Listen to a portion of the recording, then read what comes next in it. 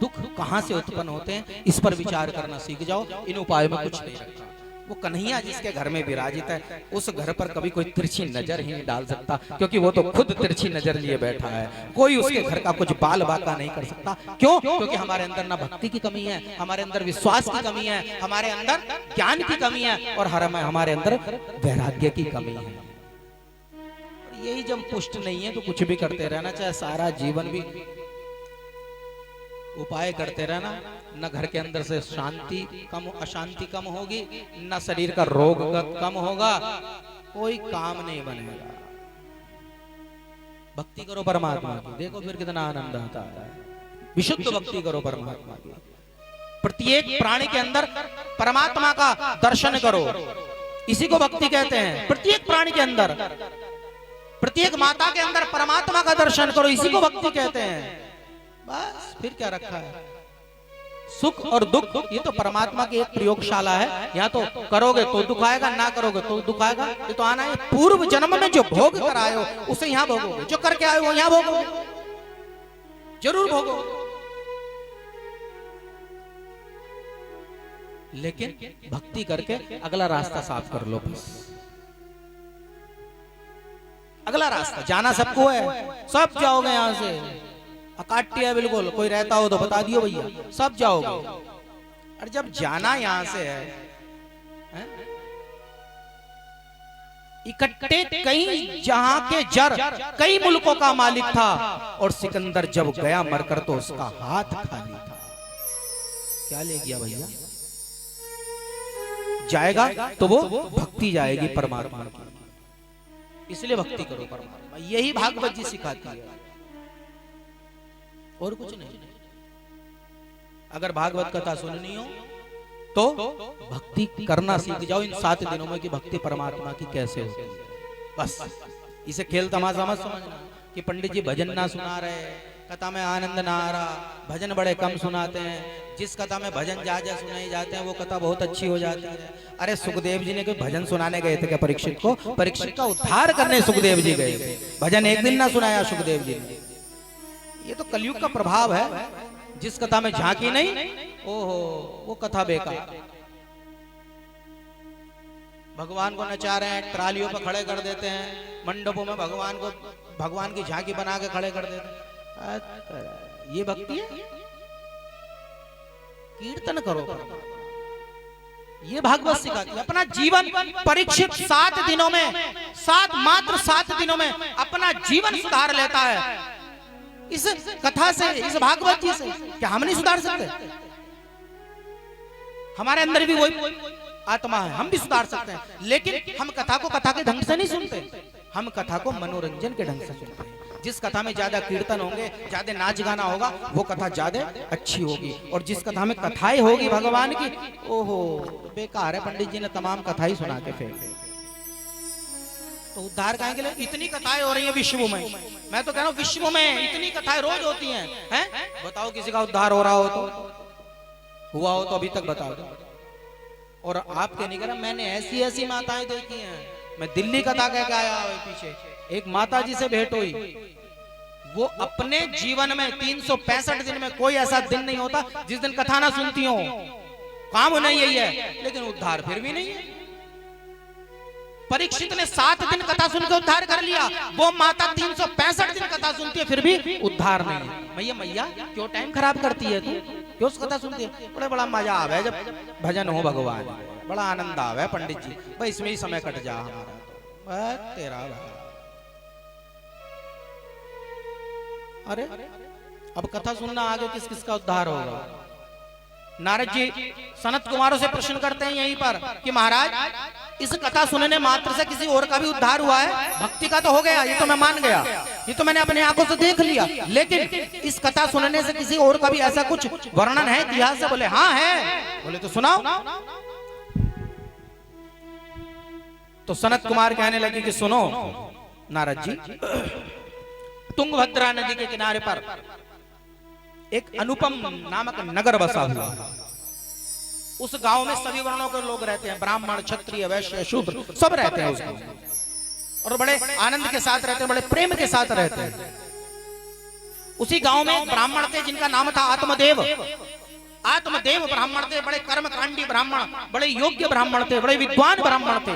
लेकिन पूर्व जन्म के संस्कार के अनुसार कोई उनके संतान नहीं, कोई संतान नहीं। बड़े बेचारे परेशान रहते थे संतान न होने के कारण। उनकी पत्नी का नाम बड़ा विचित्र था और जैसा उसका नाम था वैसा ही उसके काम थे। पत्नी का नाम था धुंधली और जैसा उसका नाम था वैसा ही उसका काम था।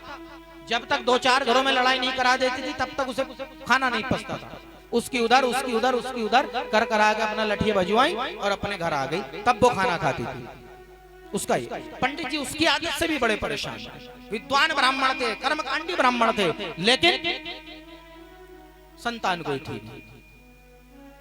बड़े दान पुण्य आदि कर्म कर दिए, भूमि दान कर दी, गौएं दान कर दी, बड़े जप तप किए, लेकिन कोई संतान पैदा नहीं।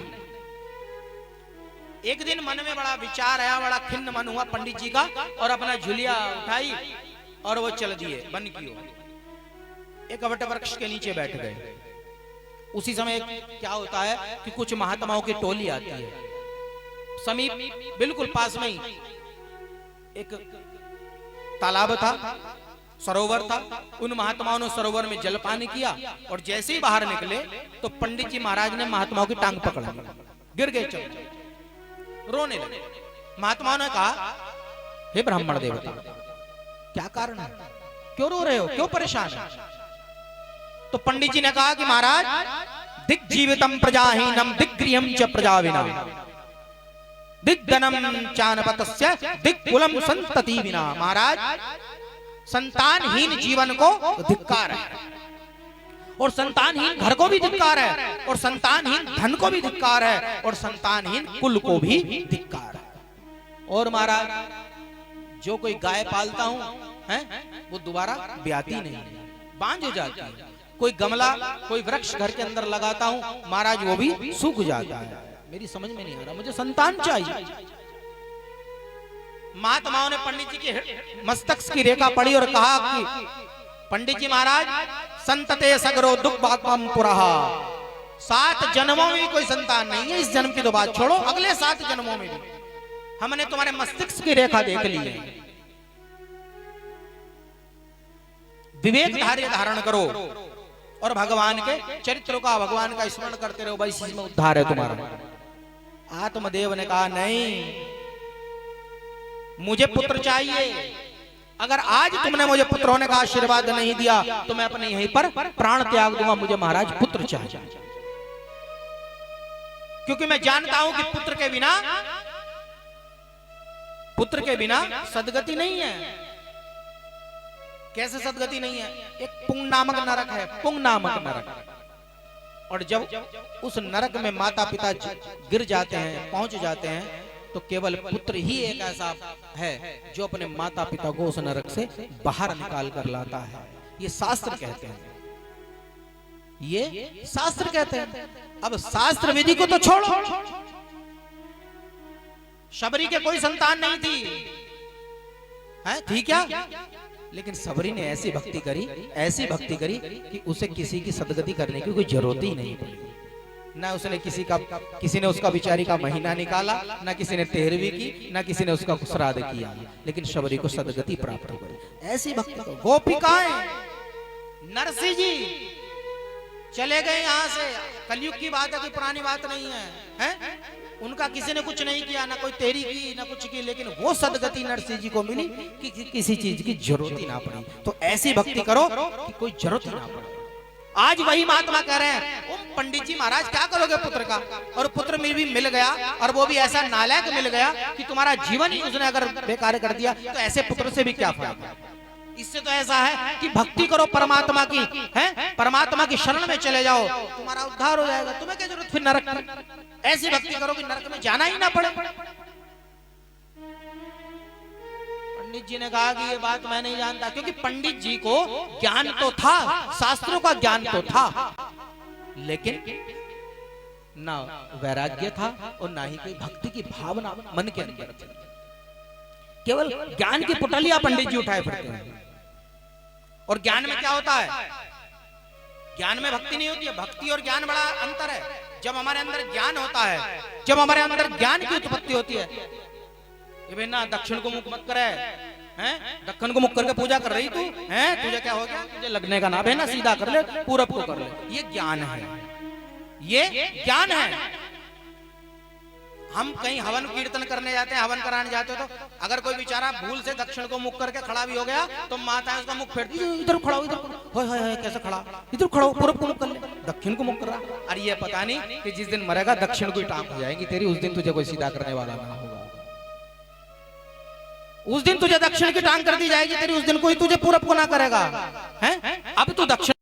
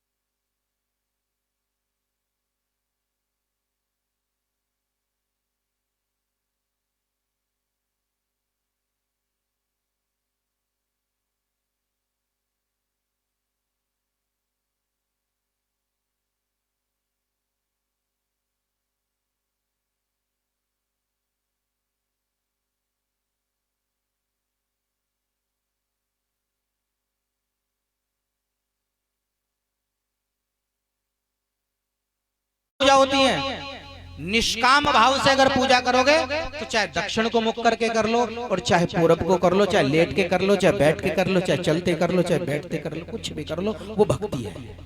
निष्काम भाव से, मन के अंदर कोई भाव नहीं है, परमात्मा के प्रति प्रेम की भावना है बस।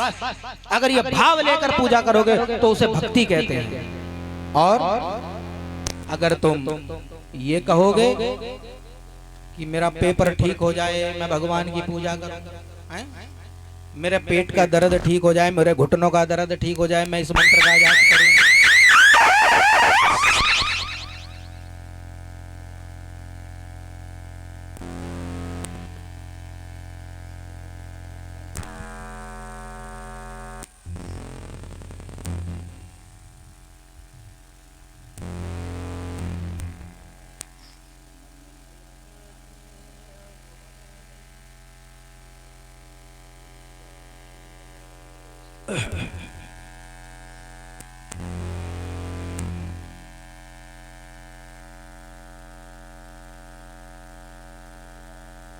शिरावे शिरावे।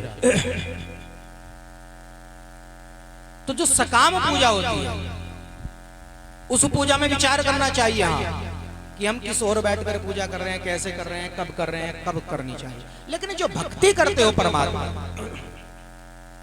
उसमें कुछ नहीं है। स्मरण करना है, उस गोविंद का नाम लेना है, और कृष्ण का नाम लेना है, उसका कन्हैया का नाम लेना है। भैया चाहे लेट कर ले लो, चाहे नहा कर ले लो, चाहे बिना नहाए ले लो, चाहे जैसे ले लो, वो तुम्हारी सकाम भक्ति है, और वही भक्ति श्रेष्ठ है।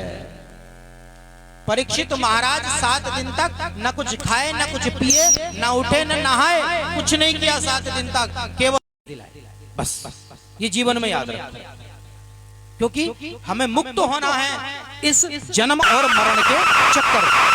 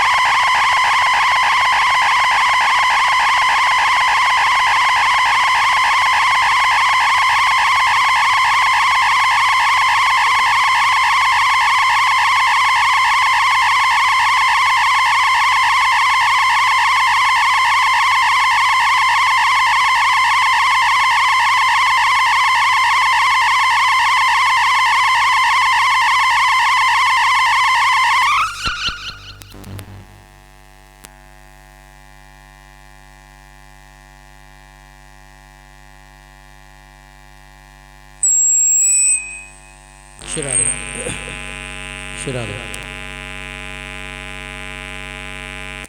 श्री राधे श्री राधे। तो आज पंडित जी को ज्ञान है, पंडित जी कह रहे हैं कि मेरा तो उद्धार ही नहीं होगा, मेरी तो सदगति नहीं होगी, मुझे पुत्र चाहिए। महात्मा कह रहे हैं कि भगवान की भक्ति कर ले, क्या करेगा पुत्र का? पुत्र हो गया और उसने तेरा पीटना शुरू कर दिया, तुझे घर से निकाल दिया, ऐसे पुत्र का क्या करेगा? बोले ना मुझे पुत्र चाहिए, वरना मर जाऊंगा, यहीं प्राण त्याग दूंगा। अच्छा चलो भाई। तस्या गृहं समालोक्य फलमेक सदत्तवान्। एक पुटलिया में से फल निकाला महात्मा ने और कहा तस्याग्रहं समालोक्यम फलमेकं च दत्तवान्। हे पंडित लो ये फल ले जाओ, इदं भक्ष्याल्यात्वं तथा पुत्रो भविष्यति। इस फल को ले जाकर के अपने पत्नी को दे देना, अगर तुम्हारी पत्नी खाए तो समझ लेना कि भविष्य में तुम्हारे पुत्र होगा। ऐसा कहकर महात्मा चले गए। पंडित जी बड़े प्रसन्न हुए और प्रसन्न होने के बाद पंडित जी अपने घर आए और घर आकर अपनी पत्नी से कहा कि लो देवी फल खाओ, फल खाओ। इस फल को खाने से क्या होगा महाराज? बोले कुछ नहीं, हमारे भविष्य में पुत्र उत्पन्न होगा। अच्छा हाँ। पत्नी ने लेकर रख लिया, धुंधली ने। पंडित जी तो चले गए। अब धुंधली परेशान, पड़ोसन आई। पड़ोसन ने कहा कि आज धुंधली बड़ी परेशान है, क्या कारण है, क्यों परेशान हो रही है? बोली पता नहीं, हमारे पंडित जी आए थे, पता नहीं कहीं से फल लाए हैं पढ़वा कर, कह रहे हैं कि भविष्य में तेरे पुत्र होगा और मैं तो बड़ी परेशान हूँ, मुझे ना चाहिए भैया ऐसा कोई पुत्र वुत्र, मुझे कुछ ना चाहिए हैं, मुझे नहीं होना गर्भवती, मैं तो चाहती नहीं, अपनी तो ठाट से कट रही है ऐसे ही, इसलिए परेशान।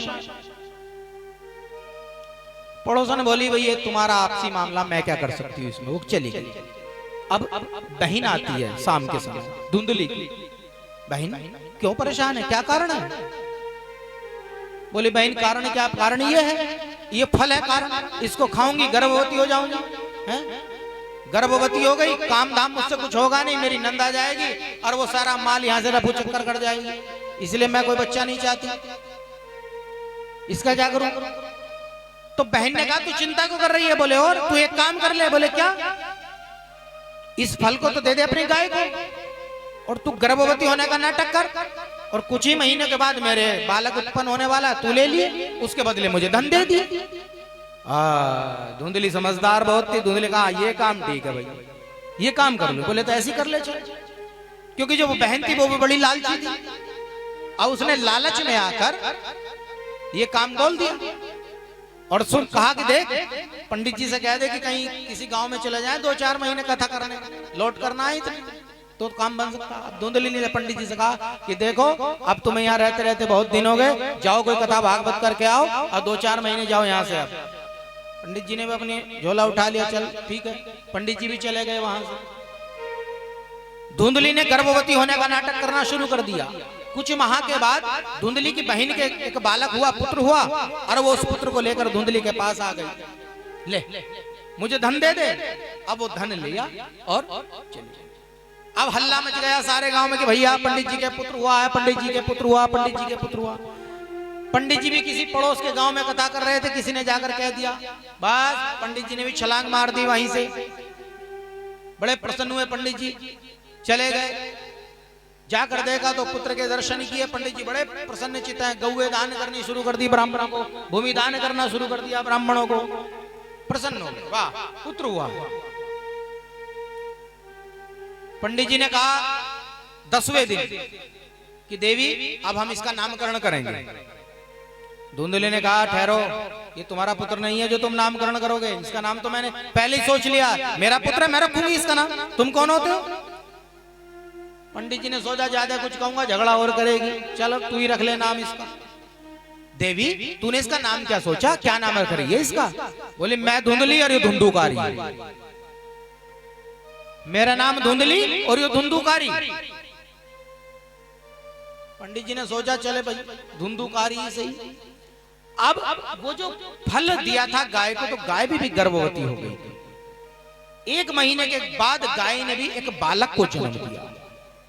बालक उत्पन्न हुआ गौ से, सारा गांव देखने चला गया पंडित जी के तो दो दो बालक हुए। एक गाय ने बालक, देखो तो सही भैया कैसा बालक दिया गांव ने। सारा गांव इकट्ठा हो गया, वाह भाई वाह पंडित जी, आनंद आ गया, आपके यहाँ तो दो दो पुत्र हो गए, वाह।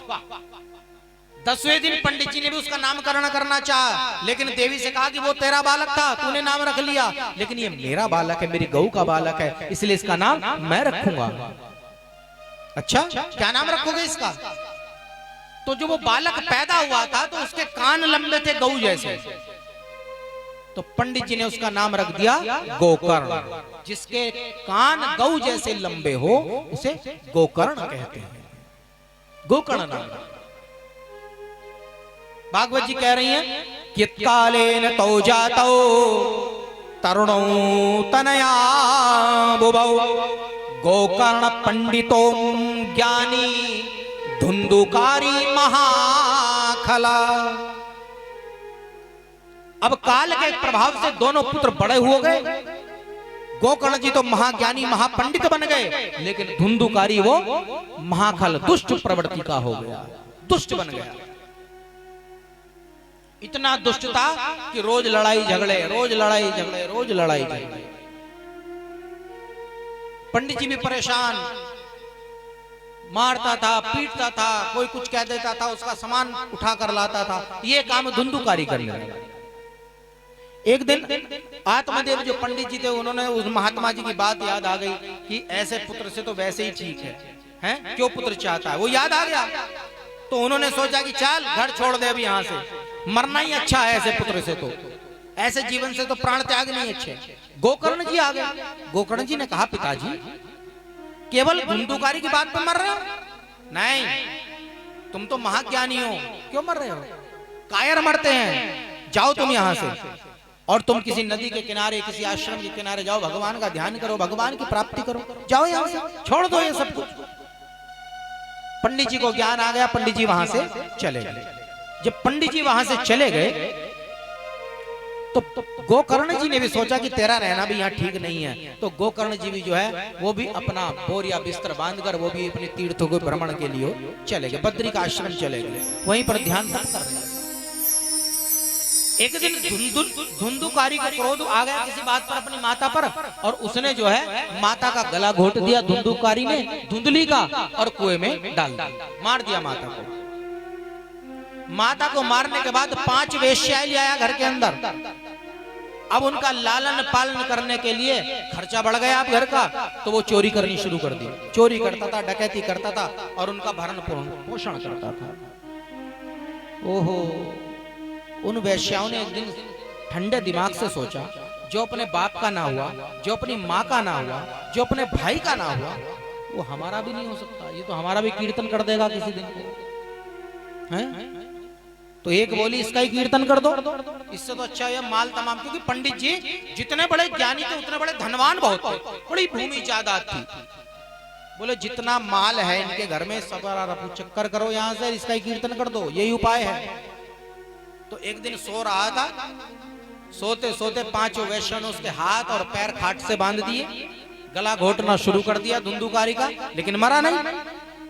फिर क्या किया, एक वैश्या जलते हुए अंगारे लाई और वो धुंधुकारी के मुख में भर दिए। जैसे ही मुख में भरे, धुंधुकारी ने वहीं पर अपने प्राण त्याग दिए, मर गए, और सारा माल लेकर वो जो है वहां से भाग। अकाल मृत्यु के प्रभाव से और अपने जीवन में कभी कोई सत्कर्म नहीं किया, इसका भी प्रभाव था, तो धुंधुकारी प्रेत योनि को प्राप्त हो गया, प्रेत बन गया और वहीं रहने लगा उसी घर में। अब कुछ समय के बाद गोकर्ण महाराज जो अब अपने गांव में घूमने आते हैं, जैसे गांव में प्रवेश किया तो सारी घटना सुना दी गांव वालों ने, भैया ऐसे ऐसे हुआ और धुंधुकारी भी मर गया। तो गोकर्ण महाराज ने धुंधुकारी की आत्म शांति के लिए गौए दान की, भूमि दान की, पिंड दान किए, तर्पण कराया और बाद में गया जी का भी श्राद्ध कर दिया जाकर, कि मेरे भाई को आत्म शांति मिले। ऐसा करने के बाद फिर क्या होता है कि धुंधुकारी की आत्म कल्याण सारा कर्म करने के बाद गोकर्ण महाराज जो हैं वो अपने घर में पहुंचते हैं। रात्रि का समय, एक खाट थी, उस पर लेट गए, जैसे ही लेटे, रात्रि का समय है, तो अब धुंधुकारी जो है कभी शेर बनकर, कभी गधा बनकर, कभी घोड़ा बनकर, कभी भेड़िया बनकर, कभी कंकाल बनकर वो डराने लगा। किसे? गोकर्ण जी को। अब जब वो गोकर्ण जी को डराने लगा तो गोकर्ण जी ने कहा, कौन है भाई तू? प्रेत के अंदर बोलने की शक्ति नहीं होती है, बोल नहीं सकता प्रेत। तो गोकर्ण जी ने जल लिया हाथ में, और जल हाथ में लेने के बाद उसे अभिमंत्रित किया, उसके ऊपर फेंका, तो उसके कुछ पाप भस्म हुए। अब जैसे ही उसके कुछ पाप भस्म हुए तो धुंधुकारी बोलने लगा, और धुंधुकारी ने कहा, अहम भ्राता तदियो अस्मि धुंधुकारी नामता स्वकीये नैव दोषेण ब्रह्मत्वं नाशितं मया अयम भ्राता तदियो अस्मि। भैया मैं तुम्हारा भाई हूं, धुंधुकारी। हैं? धुंधुकारी तू? बोले हाँ। स्वकीय नैव दोषेण है, और मैं अपने दोषों के अनुसार जो मैंने पाप कर्म किए हैं भैया, उनके अनुसार ही मैं अब प्रेत बन गया हूं। गोकर्ण जी ने कहा कि धुंधुकारी, मैंने तो तेरे लिए इतने दान पुण्यादि कर्म किए हैं, गया जी का श्राद्ध कर दिया, पिंड दान कर दिया, तू फिर भी प्रेत योनि को प्राप्त कर, तुझे मुक्ति नहीं मिली? बोले ना भैया। ओहो, ऐसा क्यों? बोले भैया मेरी मुक्ति का कोई साधन देखिए। अब गोकर्ण जी भी चक्कर में पड़ गए, भैया इसके लिए गया जी श्राद्ध कर दिया, पिंड दान कर दिए, गौए दान कर दी, भूमि दान कर दी, सब कुछ कर दिया, लेकिन फिर भी प्रेत बना हुआ है। बड़ी सोचनीय बात है, ध्यान से सुनना। जो तुम रोज प्रश्न करते हो कि हमारे घर में तो पितृदोष लगा हुआ है, हमारे घर में प्रेत है, हमने तो पंडित जी पिंड गंगा जी चले गए, हमने तो मावस नहा ली, हमने गया जी का चले गए, हमारे पूर्वज गया जी कराए, ये कराए वो कराए, फिर ये कहां से आ गए हैं? आज गोकर्ण जी ने भी सब कुछ किया अपने भाई के लिए, फिर भी वो प्रेत योनि को बना हुआ है, उसे मुक्ति नहीं मिली। गोकर्ण जी ने सोचा कोई नया उपाय सोचना चाहिए। गोकर्ण जी भगवान सूर्य नारायण की आराधना करते थे, उन्हीं के पास आराधना करने पहुंच गए और भगवान सूर्य की स्तुति करने लगे। तुभ्यं नमो जागत साक्षिणे ब्रूहि में मुक्ति है तुकम ते छत्वा दूरता सूर्य स्फुटम मित्यभि भाषता। हे भगवान, हे सूर्य नारायण, आप तो साक्षात परमात्मा हैं, मैं आपको नमस्कार करता हूं, और मेरे भाई जो धुंधुकारी है उसकी मुक्ति का कोई साधन बतलाइए महाराज, मैंने सब कुछ कर दिया।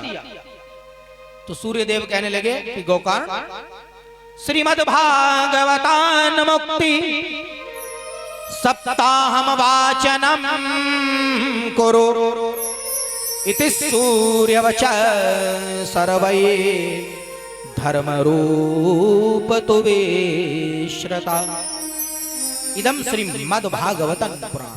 भैया हे गोकर्ण, तू श्रीमद् भागवत पुराण की कथा सुना, तब उसका उद्धार होगा। ऐसे नहीं होने वाला, कितना गया श्राद्ध कर दिए, कितने पिंडदान कर दिए, कुछ नहीं होने वाला। भागवत कथा सुना। ओहो, गोकर्ण जी की समझ में आ गई बात। गोकर्ण जी अपने गांव में आए और गांव में गांव वालों को इकट्ठा किया और कहा कि भैया मैं भागवत कथा सुनाना चाहता हूँ। गांव वाले प्रसन्न हो गए, वाह वाह वाह, आनंद से सुनाओ महाराज, कौन मना कर रहा है, सुनाओ। बोले तो व्यवस्था करो। बस गांव वाले इकट्ठे हो गए, सबने जो है एक मंडप सजा दिया, उच्च सिंहासन बना दिया और गोकर्ण जी को बैठा दिया। धुंधुकारी से कहा जाकर, धुंधुकारी तू कथा में आ जा, कथा सुन। धुंधुकारी ने हाथ जोड़कर कहा कि भैया जहां भगवान की कथा हो और मैं वहां प्रेत बनकर आ जाऊं, ऐसा हो नहीं सकता। ना ना ना ना, मेरे अंदर वो शक्ति नहीं है कि जो मैं कथा मंडप में पहुंच जाऊं। ओहो हाँ, तो गोकर्ण जी ने क्या कहा, कथा मंडप के बाहर एक 7 गांठों का बांस गड़वा दिया और कहा कि भैया तू इस बांस में आकर प्रवेश कर जा बस, और कथा सुनना ध्यान से, तेरी मुक्ति के लिए मैं कथा कह रहा हूं, अगर तुझे मुक्ति चाहता है। कथा प्रारंभ हो गई, बड़े भक्ति भाव के साथ समस्त ग्रामवासी कथा सुनने लगे, बड़ी ढंग से व्यवस्था की ग्रामवासी, क्योंकि सब जानते थे कि गोकर्ण जी बड़े महाज्ञानी, बड़े पंडित हैं, बड़ी अच्छी कथा सुनाएंगे। अब क्या घटना घटती है कि एक दिन की कथा विश्राम हुई, तो शाम के समय जैसे ही कथा विश्राम हुई तो एक गांठ फट गई उस बांस की। दूसरे दिन की कथा हुई, दूसरी गांठ फट गई। तीसरे दिन की कथा हुई, तीसरी गांठ फट गई। चौथे दिन की कथा हुई, चौथी गांठ फट गई। पांचवें दिन की कथा हुई, पांचवी गांठ फट गई। छठे दिन छठी गांठ। अब सातवें दिन सातवीं गांठ फटती है। और जैसे सातवीं गांठ फटी और दिव्य स्वरूप लेकर कथा मंडप में विराजित हो गया वो धुंधुकारी। गोकर्ण जी को प्रणाम करने लगा। प्रणाम भ्राता श्री। गोकर्ण जी ने कहा, भैया तू कौन आया है? बोले, वाह, मुझे ही भूल गए। अरे मैं तुम्हारा भ्राता। कौन? धुंधुकारी हैं? धुंधुकारी तू? बोले, हाँ। ओहो, तुझे दिव्य स्वरूप किसने दिया? बोले, तुम्हारी भागवत जी से मिला है भैया। अच्छा, इतनी वार्ता कर रहे थे दोनों भाई, इतने में विमान आ गया भगवान का। और विमान जैसे ही रुका और भगवान के पार्षदों ने धुंधुकारी का हाथ पकड़ा और हाथ पकड़ के अपने विमान में बैठाया और भगवान वैकुंठ के लोक चले। बोलो आनंद कंद भगवान की। धुंधुकारी वैकुंठ चला गया। गांव वाले बोले, वाह भाई वाह, ये खूब रही है। मंडप सजाया हमने, पैसा खर्च किया हमने, और समय खराब किया हमने, प्रसाद बांटा हमने, भोजन की व्यवस्था की हमने। अरे इस महान नालायक को विमान ले गया भगवान का। हम किस में रहे भैया? हम किस में रहे? हम तो पागल ही रहे धन खर्च करके। महाराज 20,000 का तो टेंट लगवा दिया तुम्हारी कथा में, हमारा क्या होगा? और ये नालायक इसने अपने जीवन में कोई सत्कर्म नहीं किया और ये विमान में बैठकर चला गया। वाह भाई वाह, ये कौन सी रीति है तुम्हारी कथा की? गोकर्ण जी ने कहा कि हे गांव वासियों, धुंधुकारी ने अपने उद्धार की भावना को लेकर कथा सुनी थी तो उसका उद्धार हुआ, और तुमने किस भाव से कथा सुनी थी ये बताओ। गांव बोले भैया भाव आओ तो मन में कुछ ना था, हम तो आनंद ले रहे थे, बस हथेली पीट रहे थे, हमारे मन में कोई भाव ना था। बोले तो जब भाव ही नहीं था तो भगवान कैसे उद्धार करते हैं? धुंधुकारी तो अपना उद्धार चाहता है। उसने 7 दिन तक अपना कल्याण करने के लिए कथा सुनी तो विमान आ गया। तुम्हारे अंदर कोई भाव था नहीं तो विमान आता कहां से? था कोई भाव? बताइए। बोले भैया भाव बिल्कुल नहीं था। बोले तो फिर? गांव वाले बोले दोबारा शुरू करो कथा, अब हम भाव के साथ कथा सुनेंगे। तो श्रावण मास में फिर दोबारा गोकर्ण जी ने कथा प्रारंभ की गांव के अंदर। और जितने भी ग्रामवासी थे सारे बड़े भाव विभोर होकर कथा सुन रहे हैं, और मन के अंदर वही भाव है कि हे प्रभु, जिस प्रकार 7 दिनों के अंदर इस धुंधुकारी का उद्धार किया है उसी प्रकार इन 7 दिनों में हमारा भी उद्धार कर दो। बस हम उद्धार चाहते हैं, हम और कुछ नहीं चाहते हैं। 7 दिन तक 7 दिन तक जब गांव वालों ने बड़े उद्धार के मन के भाव ये रखे कि हमें उद्धार चाहिए, सदगति चाहिए, अपना कल्याण चाहिए, इस जीवन मरण का चक्कर खत्म होना चाहिए प्रभु, तो भगवान ने भी बड़ी विचित्र लीला की। 7वें दिन जब कथा विराम हुई तो एक एक के लिए परमात्मा ने एक एक विमान भेज दिया, और समस्त ग्रामवासी उस विमान में बैठकर, और यहाँ तक कि गोकर्ण जी भी उस विमान में बैठकर भगवान के लोक को चले गए। बोलो आनंद कंद भगवान की जय। ये है भागवत कथा।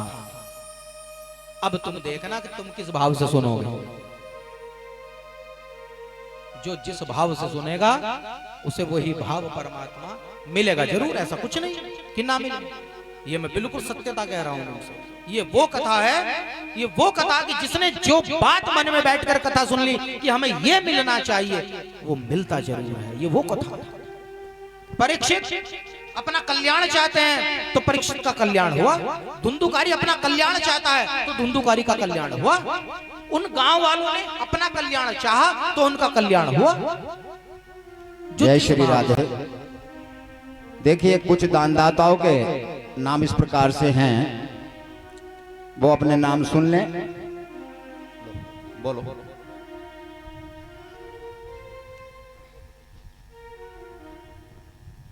हेलो।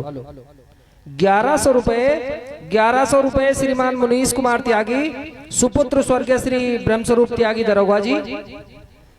501 रुपए श्रीमती आशा देवी ठाकुर। 1100 रुपए श्रीमान विपिन कुमार अग्रवाल, सुपुत्र श्री महेश चंद्र जी अग्रवाल। 1100 रुपए प्रदीप कुमार त्यागी, सुपुत्र स्वर्गीय श्री नेमी शरण जी त्यागी। 1100 रुपए श्रीमान आलोक कुमार त्यागी एडवोकेट, सुपुत्र श्रीमान अशोक कुमार त्यागी। 2100 रुपए श्रीमान मास्टर प्रशांत कुमार जी त्यागी। 1100 रुपए श्रीमान मास्टर कुंवरपाल सिंह निवासी सिंघा। 2100 रुपए श्रीमान वीरेंद्र त्यागी दरोगा जी। 2100 रुपए श्री सुबोध कुमार त्यागी और बबलू, सुपुत्र स्वर्गीय श्री राजेंद्र सिंह त्यागी।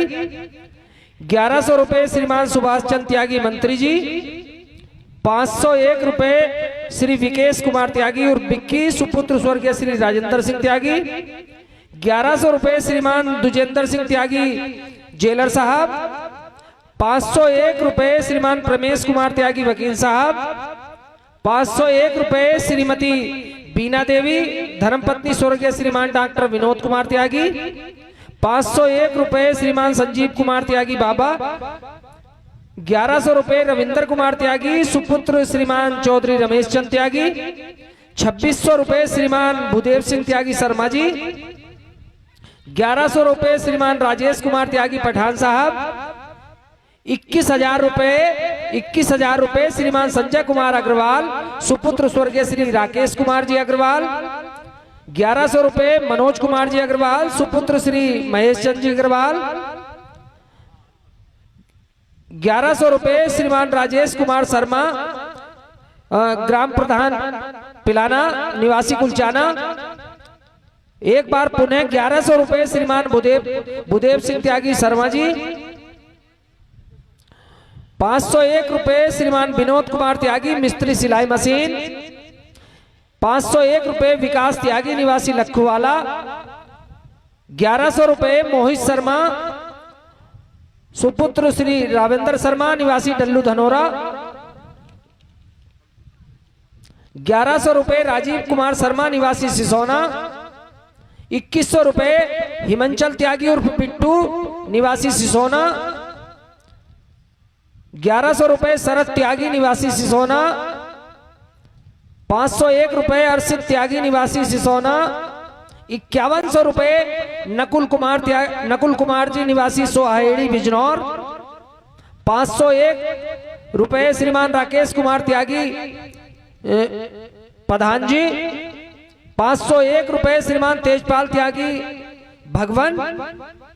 501 रुपए वीरेंद्र कुमार ठाकुर, सुपुत्र श्री रामचंद्र ठाकुर मुनि जी।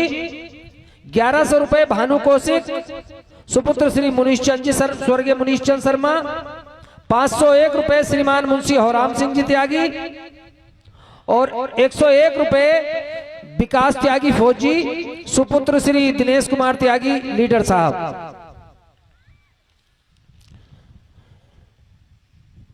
21 रुपए श्री जगराम सिंह जी दीवान जी। 51 रुपए श्रीमान देशबंधु त्यागी, सुपुत्र स्वर्गीय श्री राजेश कुमार त्यागी कुमार साहब। 551 रुपए श्रीमान डॉक्टर सुरेंद्र कुमार जी शर्मा। 101 रुपए श्रीमान जगराम सिंह जी सैनी। 51 रुपए श्रीमान मुकेश कुमार त्यागी धमवाला वाले।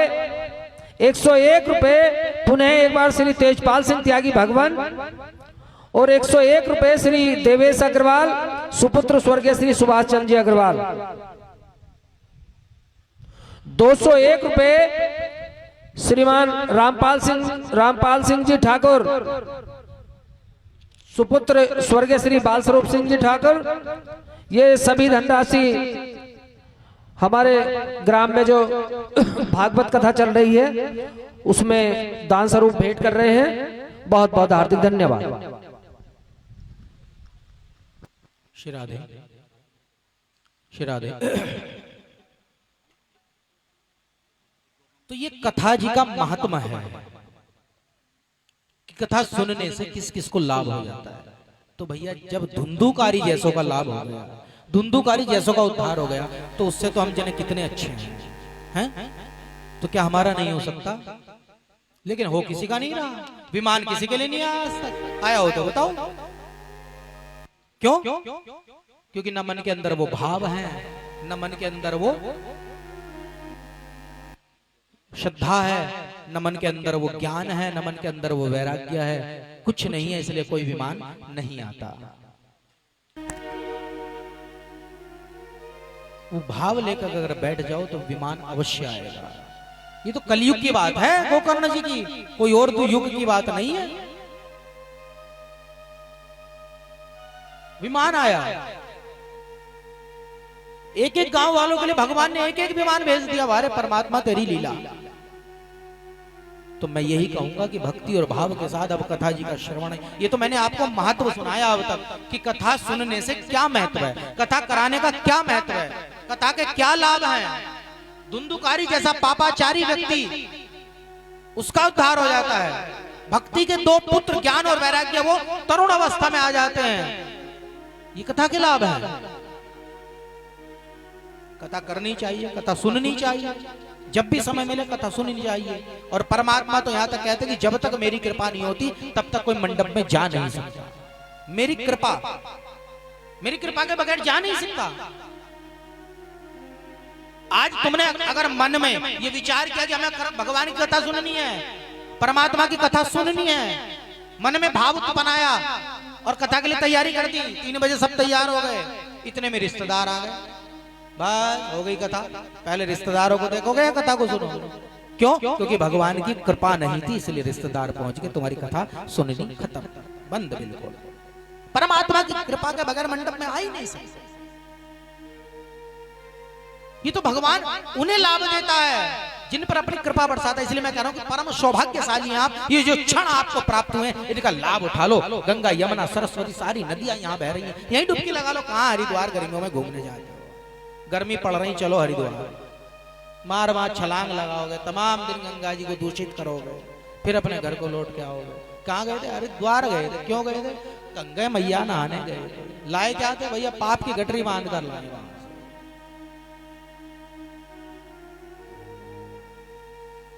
याद रखना इस भजन को, मन की तरंग मार ले बस हो गया भजन, आदत बुरी सुधार ले बस हो गया भजन, वाणी के स्वर सवार ले बस हो गया भजन। बस यही भक्ति है। इसी भजन से कथा शुरू होती है और एक चौपाई से कथा शुरू होती है, और उसी चौपाई को आज से कथा प्रारंभ होगी और उसी चौपाई से कथा जी का विश्राम होगा। बिनु सत्संग विवेक न होई, बिनु सत्संग विवेक न होई, राम कृपा बिनु सुलभ न सोई, बिन सत्संग विवेक न होई, राम कृपा बिन सुलभ न सोई, बिन सत्संग विवेक न होई, बिनु सत्संग विवेक न होई, बिन सत्संग विवेक न होई, राम कृपा बिनु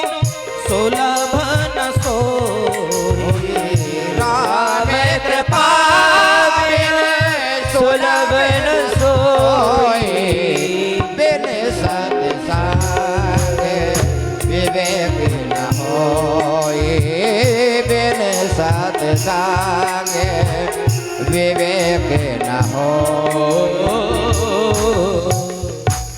इस चौपाई से कथा प्रारंभ होगी और अंतिम दिवस भी इसी चौपाई से कथा का जी का विश्राम।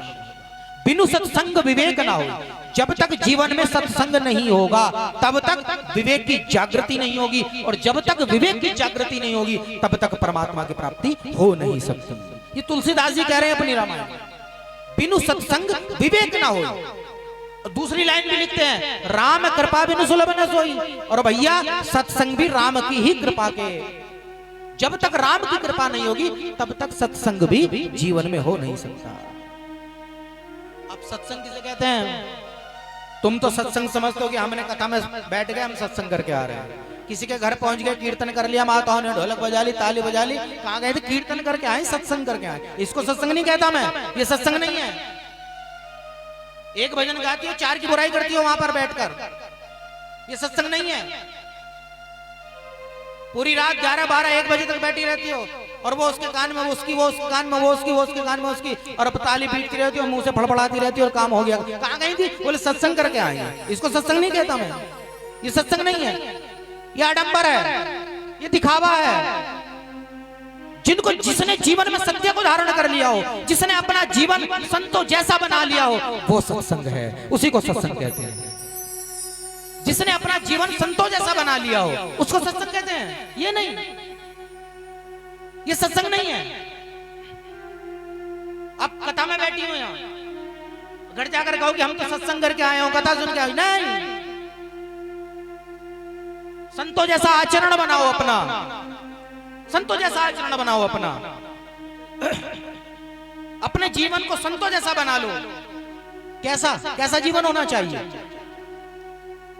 गंगा के किनारे एक संत रहते थे और उसी के पास में एक पठान की कुटिया थी, और वो जो पठान था वो उन महात्मा जी से बड़ा ईर्ष्या भाव रखता था, बिना बात के बड़ा ईर्ष्या भाव। और ये हमारे अंदर भी आदत है कि हमारी कोई बात नहीं, कोई लड़ाई नहीं, झगड़ा नहीं, लेकिन फिर भी हम एक दूसरे से ईर्ष्या भाव रखते हैं, फिर भी रखते हैं।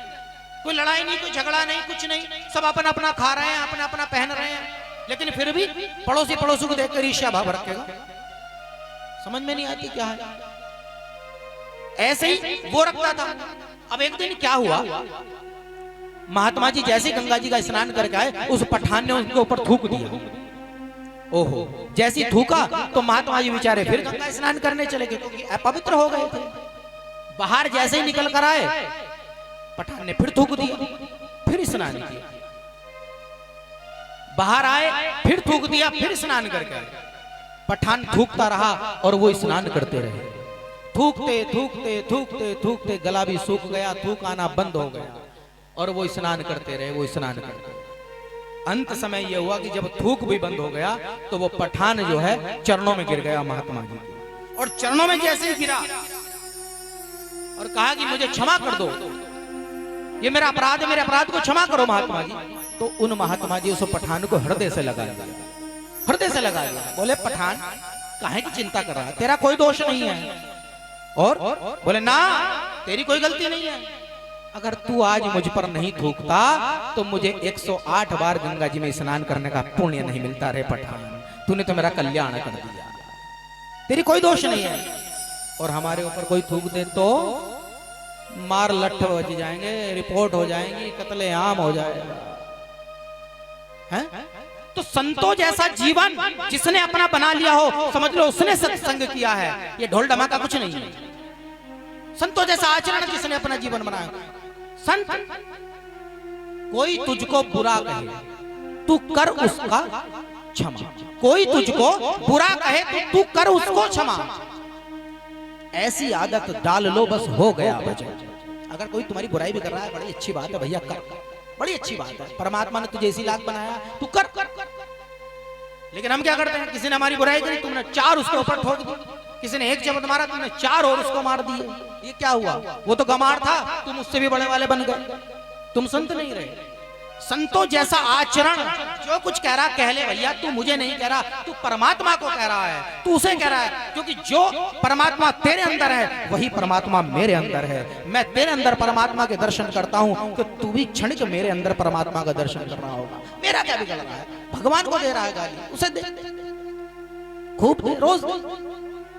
ये संतों जैसा जीवन जिसने बनाया है, उसने अपने जीवन में सत्संग किया। भैया ये कीर्तन करना है, ढोल ढमाके करना और एक दूसरे की बुराई करना, और वो प्रसाद लिया, बतासे लिए, खीर लिए और अपने घर को चल दिए, लो भैया हो गया।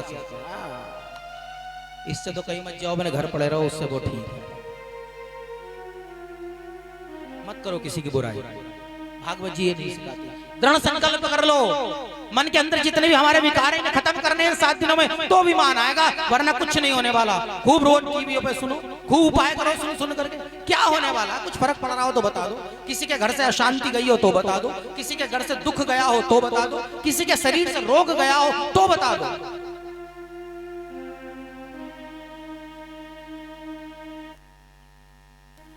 अब एक भजन सुनो और उसके बाद अब यहीं से कथा जी का प्रारंभ होता है।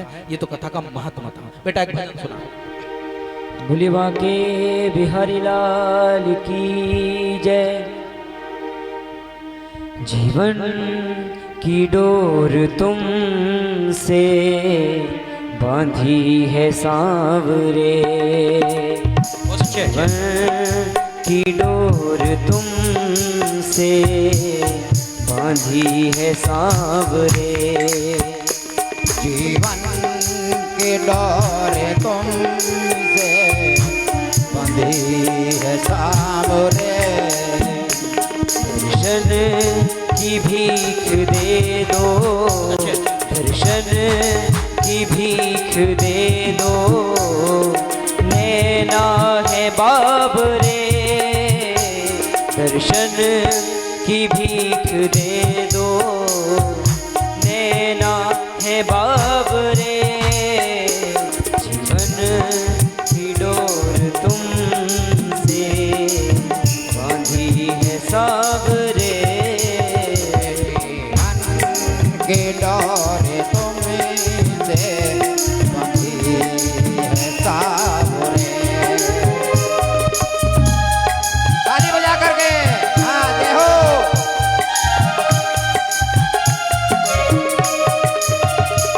जय हो।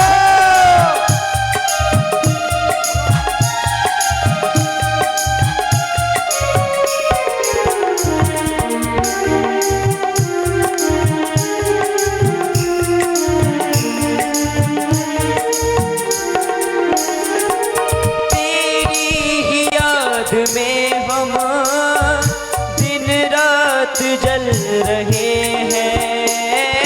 तेरी याद में हम दिन रात जल रहे हैं। ओ तेरी ही याद में हम दिन रात जल रहे हैं।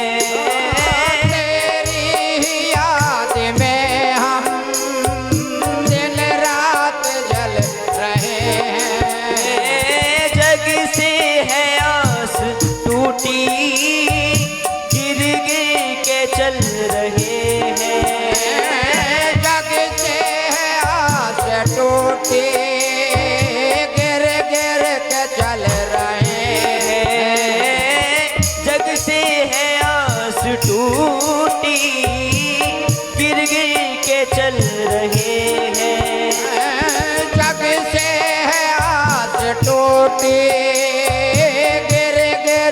चल रहे हैं। अब तो मुझे बना ले, अब तो मुझे बना ले तेरा यार सांवरे। जीवन की डोर तुमसे बांधी है सांवरे।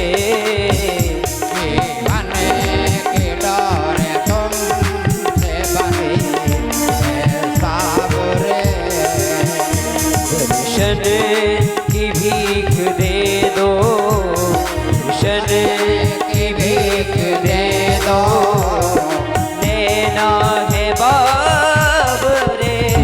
जीवन की डोर तुमसे बंधी है सांवरे। जीवन की डोर तुमसे बंधी है सांवरे। जय हो। ताली बजा करके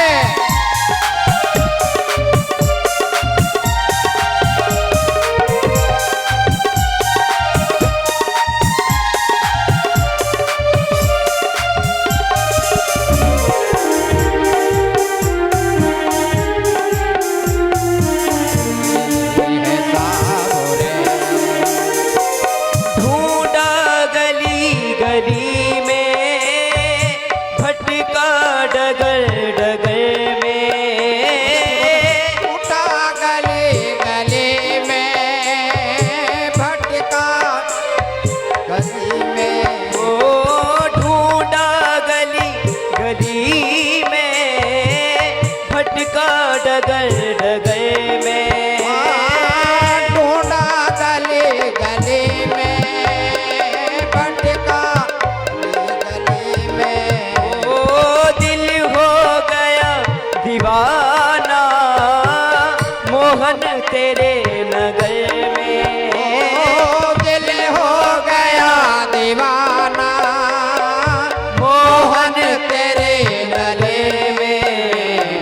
पागल बना हूँ तेरा, पागल बना हूँ तेरा, ओ मेरे यार सावरे, जीवन की डोर तुमसे बांधी है सावरे, जीवन की डोर तुमसे बंधी है सावरे, दर्शन की भीख दे दो, दर्शन की भीख दे दो, देना है बाबरे, जीवन की डोर तुमसे बांधी है सावरे, जीवन की डोर तुमसे बंधी है सावरे।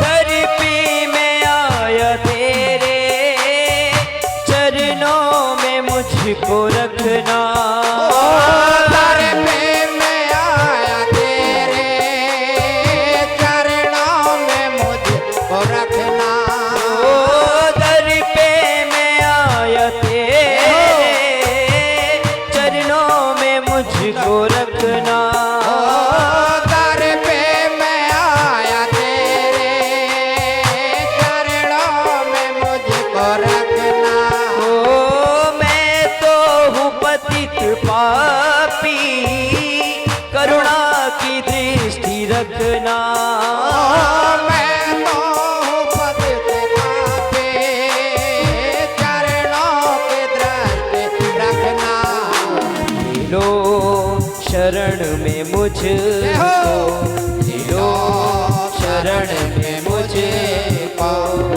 एक बार सावरे, जीवन शरण में मुझको एक बार सावरे, दर्शन की भीख दे दो, दर्शन की भीख दे दो, देना है बाबरे, जीवन की डोर तुमसे बांधी है सावरे, जीवन के डोर तुमसे बांधे हैं सावरे, दर्शन की भीख दे दो, दर्शन की भीख दे दो, देना है बाबरे, जीवन की डोर तुमसे बांधी है सावरे, जीवन के डोर तुमसे बांधी है सावरे। ओ राधे श्याम राधे श्याम राधे श्याम, जय जय राम, ओ राधे श्याम राधे श्याम, जय जय राम, जय जय ओ राम, राधे श्याम राधे श्याम, जय जय राम राधे श्याम, राधे श्याम राधे श्याम, जय राम राधे श्याम, जय जय राम, जय जय राम, जय जय राम, सीताराम, ओ सीताराम जय जय राम, राजा राम राम राम, सीताराम, जय जय राम, राजा राम राम ओ राम, राजा राम राम राम, सीताराम राम राम, राजा राम राम राम, सीताराम राम राम, मेरे राम राम राम, जय जय राम, राम राम, राधे राम, राम राम, जय जय श्याम, राधे श्याम राधे श्याम, राधे राधे राधे श्याम, राधे श्याम, राधे श्याम, जय जय राम, राधे श्याम, ओ राधे श्याम राधे श्याम, राधे राधे राधे श्याम, राधे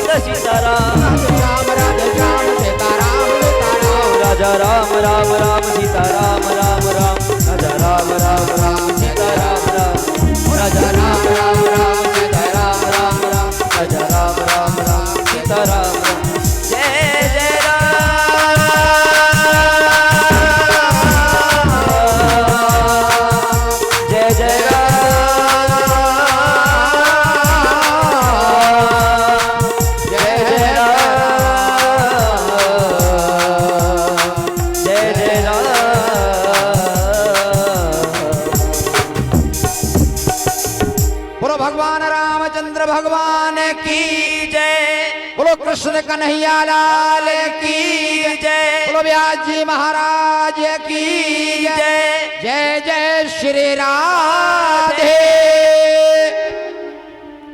प्रेम से बोल दो एक बार प्रेम से बोल दो जोर से, और जोर से बोल दो, एक बार और बोल दो ना।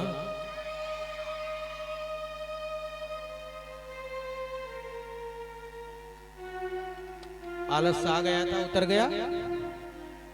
अब अपना चित्त वहीं लगा दीजिए जहां पर हम शुरू हुए थे, परमात्मा के चरणों में चित्त लगा। सूत जी महाराज कह रहे हैं, शौनक आदि ऋषियों, अब मैं तुम्हें परीक्षित के जन्म कर्म और पांडवों के स्वर्गारोहण की कथा कहता हूं। यहीं से भगवान श्री कृष्ण की कथाओं का उदय होता है, यहीं से कथा जी का प्रारंभ है। और ये उस समय की बात है जब महाभारत का युद्ध चल रहा था। पांडवों ने समस्त कौरवों का नाश कर दिया था, दुर्योधन की जंगा तोड़ दी थी। भीमसेन ने अपने स्वामी का हित करने के लिए प्रिय कार्य समझकर अश्वत्थामा ने द्रौपदी के 5 पुत्रों के सर काट दिए थे। शिक्षा लेना इस कथा से, कथा सब सुनते हैं, शिक्षा कोई ग्रहण नहीं करता। ये द्रौपदी की कथा है। देखिए द्रौपदी का व्यवहार देखिए, द्रौपदी का आचरण देखिए और द्रौपदी का भाव देखिए। कथा सबने सुन रखी है, कोई नई कथा नहीं सुनाने आया, सब सुन रखी है। लेकिन अब इसका भाव देखिए द्रौपदी का, ये कहना क्या चाहती है। अर्जुन ने प्रतिज्ञा कर ली कि अश्वत्थामा को पकड़कर तुम्हारे चरणों में जब तक नहीं लाऊंगा तब तक चैन से नहीं बैठूंगा। भगवान को सारथी बनाया, अर्जुन निकल पड़े, अश्वत्थामा को पकड़कर द्रौपदी के चरणों में लाकर गिर दिया। लो इसको मार दो, इसे दंड दो। अब द्रौपदी का चरित्र देखिए, यहां द्रौपदी के मन में भाव आया। कैसा भाव है द्रौपदी का देखिए। द्रौपदी ने कहा इसके मारने से मेरे पुत्र तो जीवित हो नहीं सकते, क्या हो जाएंगे। लेकिन आज जिस प्रकार मैं अपने पुत्रों को याद कर करके रो रही हूं, कल को इसकी मां भी ऐसी रोएगी, इसलिए क्या फायदा इसे मारने से। ये चरित्र है द्रौपदी का। मना कर दिया, नहीं अब क्या होगा, इसने मार दिए, वो लौटकर वापस नहीं आने, और वही दंड अगर इसे दोगे तो क्या होगा। ये भाव थे उस द्रौपदी के, उस द्रौपदी की बस यही शिक्षा ले लो, इतनी सी इस कथा में यही शिक्षा है। वो तो तुमने सब सुन रखी है कि द्रौपदी के पुत्रों को उसने मार दिया और उसका सिर मुंड दिया और मणि निकाल ली, हैं ये हो गए, सब जानते हो। लेकिन शिक्षा लो द्रौपदी से, जिसके 5 पुत्र मर गए और जिस व्यक्ति ने मारे वो चरणों में पड़ा है, लेकिन फिर भी द्रौपदी उससे कोई वैर की भावना नहीं रखती है, कोई वैर की भावना नहीं है उसके अंदर। यही भागवत जी सिखाती है, उसके अंदर भावना वही बनी हुई है, उसके अंदर तनिक ईर्ष्या नहीं आई, तनिक कोई वैर की भावना नहीं आई द्रौपदी के। बेटा इसके बाद बढ़ गया, गला खा, कोई भावना नहीं आई। भगवान द्रौपदी के भाव को जान गए तो भगवान ने कह दिया, कृष्ण पतित ब्राह्मण का वध नहीं करना चाहिए और आतताई को मार देना चाहिए। बस ये मैंने शास्त्रों की बात तुम्हें बता दी, अब तुम्हें जो करना है करो। धमर्यम नान्यम सकुर्णम निर्विलिकम समसमहतम, ये द्रौपदी का चरित्र है, जिसके अंदर धर्म की भावना हो, जिसके अंदर न्याय की भावना हो, जिसके अंदर करुणा की भावना हो, जिसके अंदर समानता की भावना हो, वो द्रौपदी है, वो द्रौपदी है। अर्जुन ने तलवार उठाई और सिर से मणि निकाली और बाल उतार कर अपमानित करके छोड़ दिया अश्वत्थामा। इसके बाद भगवान श्री कृष्ण पांडवों को लेकर गंगा तट पर गए, वहां जाकर सभी ने स्नान किया और जितने भी मृत आत्माएं थी उन्हें जलांजलि दी। युधिष्ठिर आदि सभी को समझाकर भगवान कृष्ण अब अपने रथ पर बैठ रहे हैं, द्वारिका जाने के लिए तैयार है। उसी समय अभिमन्यु की पत्नी उत्तरा घबराती हुई भगवान श्री कृष्ण की शरण जा रही है, दौड़ती है। पाहि पाहि महायोगिन देव देव जगत्पते नान्यम तद्भयं पश्ये यत्र मृत्यु परस्परम। पाई पाई महायोगिन देव देव जगतपते। उत्तरा कह रही है कि हे देवादिदेव जगदीश्वर, आप महायोगी हैं, आप मेरी रक्षा करें, मेरी रक्षा करें, मेरी रक्षा करें। और ये अग्नि के समान दहकता हुआ जो बाण मेरी ओर दौड़ रहा है, ये भले ही मुझे कुछ ना करे लेकिन मेरे गर्भ को नष्ट कर देगा, मेरे गर्भ की रक्षा करो। पाई पाई महायोगी, बड़ा सुंदर मंत्र है भागवत जी का। जिनको गर्भपात हो जाता है वो इस मंत्र का उच्चारण किया करो। पाही पाही महायोगिन देव देव जगतपते नान्यम तद्भयं पश्ये यत्र मृत्यु परस्परम। हे प्रभु मेरी रक्षा करो। भगवान उत्तरा के भाव को जान रहे। भगवान ने देख लिया कि अश्वत्थामा ने ब्रह्मास्त्र का प्रयोग कर दिया है पांडवों को निर्जीव करने के लिए। बस फिर क्या था, भगवान उत्तरा के गर्भ में पहुंचकर और उस गर्भ की रक्षा कर।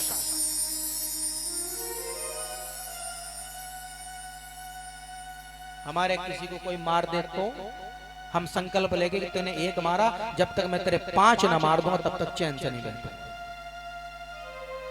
हमारी भावना ये है, लेकिन इस कथा से ये शिक्षा है, ये द्रौपदी की भावना है। शास्त्र कहता है द्रौपदी को धर्म्यम नान्यम सकुर्णम निर्वैलीकम समहतम महता। जिसके अंदर धर्म की भावना हो, जिसके अंदर न्याय हो, जिसके अंदर करुणा हो, जिसके अंदर समता का भाव हो, वही द्रौपदी है।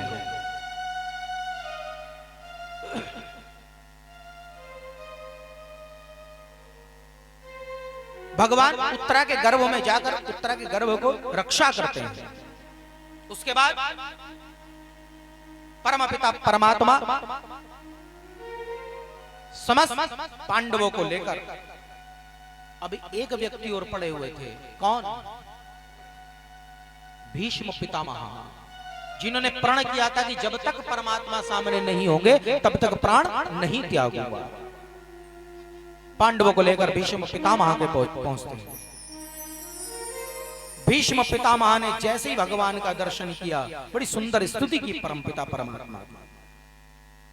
इति मते रूप कल्पिता वितृष्णा भगवती सात्वत पंगु भूमनि स्वस्वखेमुपगते कज्जुते हरतो प्रकृतिमुपयेषु यद्धव प्रवाह। भगवान भीष्म पितामह कह रहे हैं कि अब मृत्यु के समय मैं जो ये अपनी बुद्धि थी, इनका सबका एक अनुष्ठान करके इस बुद्धि को आपके चरणों में लगाता हूं। सूत जी कह रहे हैं कि शौनक आदि ऋषियों, शांतनु गंगा पुत्र मन वाणी और दृष्टि की वृत्तियों से आत्म स्वरूप होकर भगवान में ही लीन हो गए। महाराज युधिष्ठिर को पुनः राज्य स्थापित कराया और कुंती गांधारी दशरथ आदि से मिलकर अब भगवान जो है द्वारिका की ओर प्रस्थान करते हैं। कुछ समय के बाद तथा सर्वगुणोत्तर के सानुकूल ग्रहोदय, कुछ समय के बाद जब ग्रह अनुकूल हुए, ग्रहों के उदय होने पर युधिष्ठिर महाराज के पुत्र का जन्म हुआ। उत्तरा के गर्भ से बालक उत्पन्न हुआ। युधिष्ठिर महाराज ने ब्राह्मणों को बुलाकर भूमि दान गौवे दान कराई, जाति कर्म संस्कार कराया, 10वें दिन नामकरण संस्कार कराया और उस बालक का नाम रखा गया परीक्षित। महाराज परीक्षित का जन्म हुआ। सूत जी कह रहे हैं कि शौनक आदि ऋषियों उसके बाद अपने स्वजनों से मिलने और यह जानने की कि भगवान श्री कृष्ण अब क्या कर रहे हैं, अर्जुन द्वारिका को चले। बहुत समय द्वारिका रहे, जब लौट कर नहीं आए तो युधिष्ठिर महाराज भीमसेन से कह रहे हैं कि भीम, अर्जुन को गए बहुत दिन हो गए, इसकी कोई खैर खबर नहीं है और मुझे बड़े अपशकुन हो रहे हैं, मैं बड़ा परेशान हूं, मैं समझ नहीं पा रहा। गौएं रंभा रही हैं, बछड़े दूध नहीं पी रहे हैं, ये क्या हो रहा है, सारा अस्त व्यस्त हो रहा है।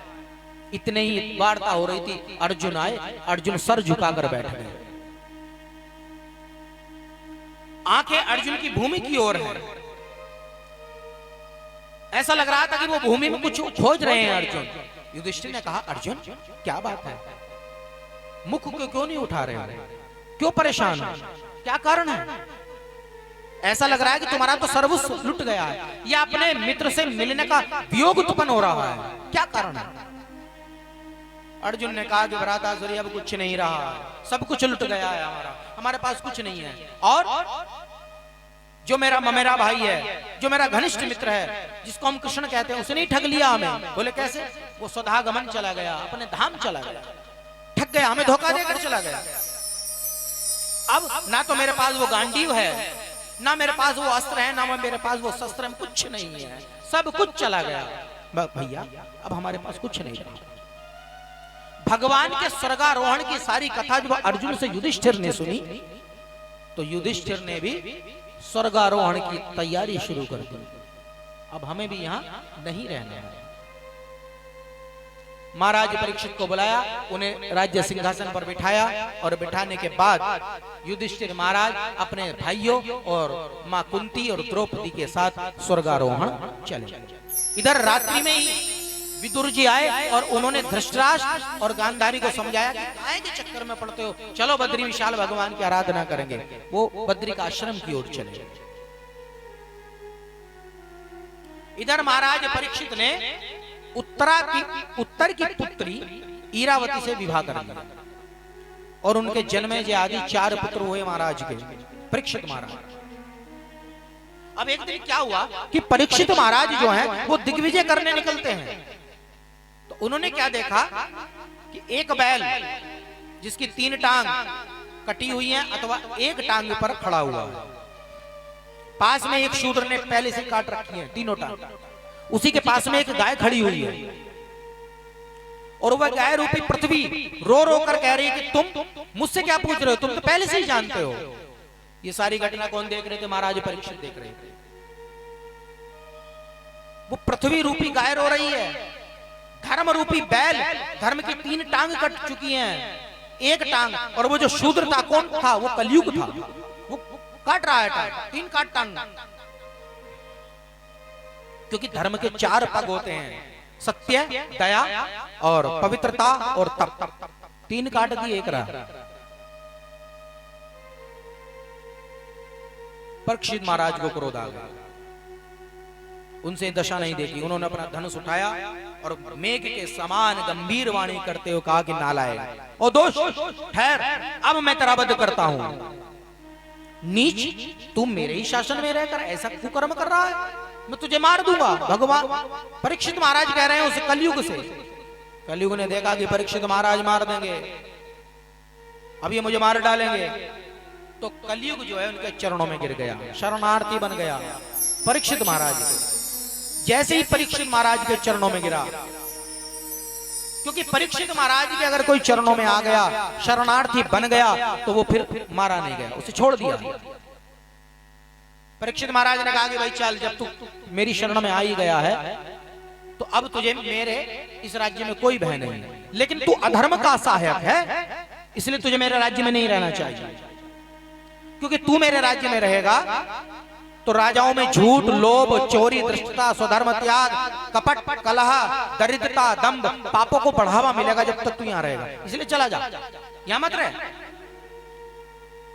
कली ने कहा कि जी राजन, मैं जहां भी रहना चाहता हूं, तुम धनुष के समान मुझे दिखते हो और मैं रह नहीं पाता। आप धर्म का पालन करने वाले हैं, इसलिए मैं हाथ जोड़कर आपसे कह रहा हूं कि मुझे भी कोई रहने का स्थान दे दीजिए जिससे मैं रह लूं। कली की प्रार्थना सुनकर राजा परीक्षित ने 4 स्थान दे दिए। कौन कौन से? द्यूत क्रीड़ा, जहां जुआ खेला जाता है,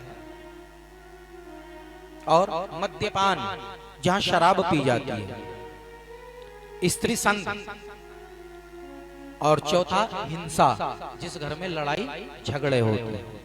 समझ लो उस घर में कलयुग का वास है। जिस घर में शराब पी जाती है, समझ लो उस घर में कलयुग का वास है। जिस घर में द्यूत क्रीड़ा, जुआ खेला जाता है, समझ लो उस घर में कलयुग का वास है। जिस घर में स्त्री संग होता हो, पापाचारी हो, समझ लो कलयुग का वास है। 4 स्थान दे दिए ले भैया, 4 स्थान। कलयुग बोला वाह महाराज वाह, मान गया तुमको भी, बड़े सुंदर स्थान दे दिए हैं, कोई ढंग का स्थान भी दे दो, एक अच्छा सा स्थान दे दो भगवान, क्या ये गंदे स्थान दे दिए। तो महाराज परीक्षित ने कह दिया कि जाओ, स्वर्ण में भी तेरा ही वास हो, सोने में तेरा वास। अच्छा स्थान तो यही है, सोने में तेरा वास। अब भागवत जी कह रही हैं कि आत्म कल्याणकारी मानव को इन 5 चीजों का जीवन में कभी भी स्पर्श नहीं करना चाहिए। इनमें कलयुग का वास होगा। 5 चीज, सोना, द्यूत क्रीड़ा, मद्यपान, स्त्री संग, हिंसा, इनका कभी सेवन नहीं करना चाहिए जीवन में। अब आप कहोगे पंडित जी हम तो सोना ही सोना पहनती हैं, इसके अलावा तो कुछ पहनती नहीं, हम तो गन्ने की पर्ची आई और हम अपना जुगाड़ बनाना शुरू कर देती हैं, हर साल एक चीज बनवाना शुरू कर देती हैं। वैसे तो देखो आत्म कल्याणी पुरुष को इसका भी कोई क्यों, क्योंकि तुम सब जानते हो जब मरते हैं ना तो अंगूठी भी निकाल लेते हैं उसके हाथ में, हैं? सोने में अगर गला हार पड़ा वो भी निकाल लेती है, माता अल्लाह इसे कहाँ लेके जा रही है, इसे तो यहीं छोड़ जा, हमारे काम आएगा। वैसे मरने वाले की कोई चीज ना छुएंगे, अगर सोने की पहनने की तो उसे सबसे पहले रख लेंगे। वारे वाह मानो, तेरा भी कहना है ना बनवाया, मुझे कंठी ना बनवाई, सारा चित्त जो चित्त परमात्मा में लगना है वो चित्त सोने में चला गया, तो कलयुग तो भैया आना ही है। और जब मरे तो घर वालों ने वो भी निकाल के रख ली, ले जा, क्या ले जाएगा। और जो साथ जाना था उस पे विचार नहीं किया, सारा जीवन सोने में लगे रहे। हाय सोना, हाय सोना, हाय अंगूठी, हाय अंगूठी, हाय अंगूठी, हाय कंठी, हाय चैन, हाय चैन, हाय हाय करते ही चले गए, लेकिन पल्ले कुछ ना पड़ा।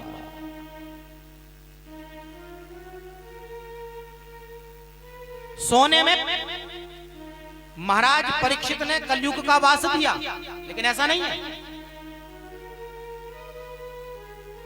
इसमें भी अंतर है। एक तरफ भगवान कह रहे हैं धातु नास्मिन कांचनम, धातुओं में स्वर्ण मेरा ही स्वरूप है। अगर कोई धातु है तो वो स्वर्ण है, स्वर्ण में मैं ही हूं। जैसे भगवान कहते हैं कि वृक्षों में पीपल मैं हूं, गीता में कह रहे हैं भगवान अर्जुन अगर कोई वृक्षों में पीपल है तो वो मैं हूं, इसलिए पीपल की पूजा होती है। आज भगवान कह रहे हैं धातु नास्मी कांचनम, अगर जितनी भी धातु है, अगर इनमें कोई धातु है जो मेरा स्वरूप है तो वो सोना है। अब जिसमें भगवान का वास हो सकता है उसमें क्या कलयुग का वास हो सकता है क्या भैया? उधर परीक्षित महाराज कह रहे हैं कि तू यहां रह, तो इसका भी एक निवारण है क्या, कि जो अनीति से कमाया गया धन है, जो अधिकारी लोग रिश्वत लेकर के और अपनी पत्नी को प्रसन्न करने के लिए उसे अंगूठी चैन ये वो बना देते हैं, समझ लो उसमें किसका वास हो गया? कलयुग का वास हो गया। अनीति से कमाया। जरासंध का मुकुट पहना था, परीक्षित महाराज ने बुद्धि बिगड़ गई थी, सोने का था।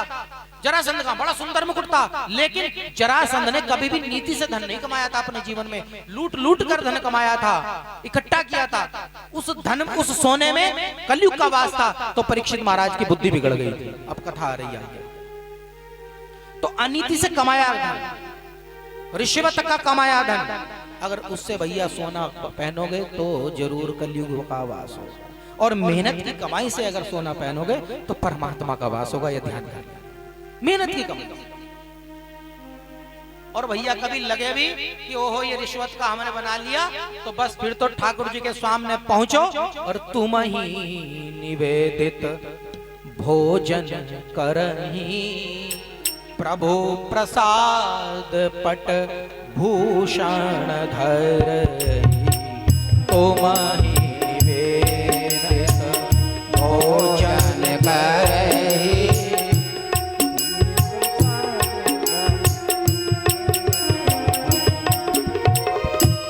घर में अगर ऐसा वाला रखा हो नंबर 2 वाला, तो उसका भी शुद्धिकरण सुन लो। तुम ही निवेदित भोजन करें। जब प्रसाद, क्योंकि अन्न में बहुत दोष होते हैं, अन्न में जितने दोष अन्न के अंदर हैं इतने दोष कहीं नहीं हो सकते, अन्न में बहुत दोष है। इसलिए सर्वप्रथम जब भोजन बने तो अपने ठाकुर जी के सामने भोग लगाओ उसको। तुम ही निवेदित भोजन करें। प्रभु पहले हम तुमको निवेदित कर रहे हैं और प्रभु प्रसाद पटभूषण धरें। अब प्रभु ये आपका प्रसाद बन गया, अब हम ग्रहण करें, उसमें कोई दोष नहीं बनता, कोई दोष नहीं रहता। घर का भोजन पहले ठाकुर जी को लगाओ, उसके बाद पाओ तो अन्न का दोष खत्म हो जाता है। अगर ऐसा भैया कोई सोना तुम्हारे घर में रखा हो तो वो पहले ठाकुर जी को चढ़ा देना, फिर पहन लेना, उसका दोष खत्म हो जाएगा, दोष खत्म।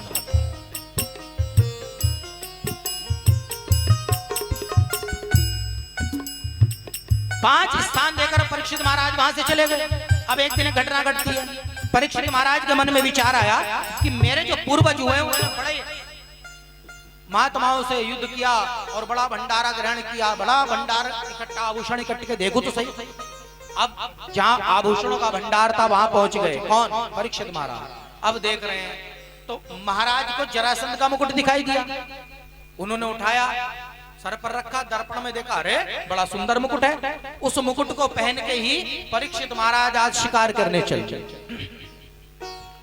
शिकार करते करते पहुंच गए एक ऋषि के आश्रम में। भूख प्यास लग रही है, शिकार मिला नहीं कोई। ऋषि शमीक के आश्रम में पहुंचते हैं।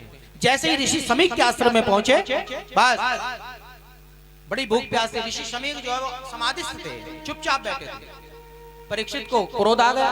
परीक्षित महाराज ने सोचा कि भला महात्मा है, हमें भूख प्यास लग रही है, उठ भी नहीं रहा।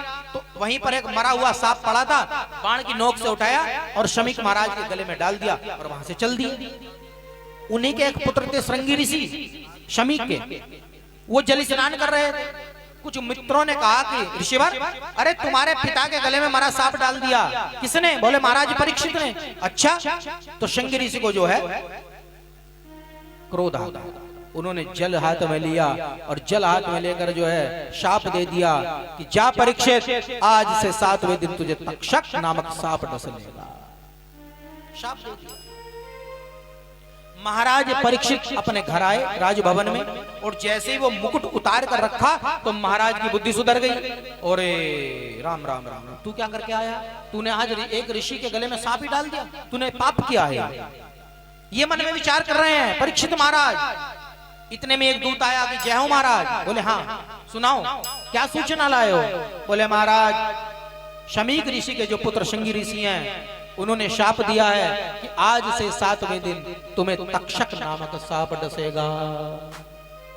ओहो, परीक्षित महाराज प्रसन्न हो गए। बोले वाह, आनंद आ गया, वाह ऋषि, पाप कर्म तो किया लेकिन आज मेरा जीवन सुधरने की ओर है। बस परीक्षित महाराज ने अपना राजपाट जन्मे जय आदि पुत्रों को बांटकर और वो घर से निकल पड़े।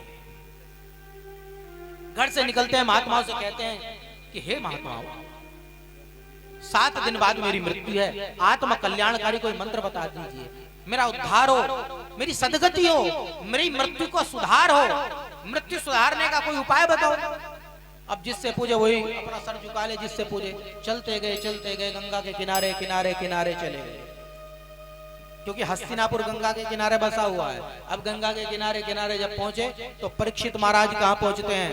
शुक्रताल पहुंचते हैं, जहां से भागवत जी का उदय होता है।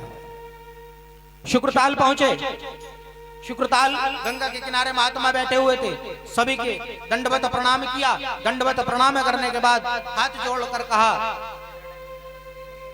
और हे ऋषिवरों, आज से 7वें दिन तक्षक नामक सांप मुझे डसेगा। आज से 7वें दिन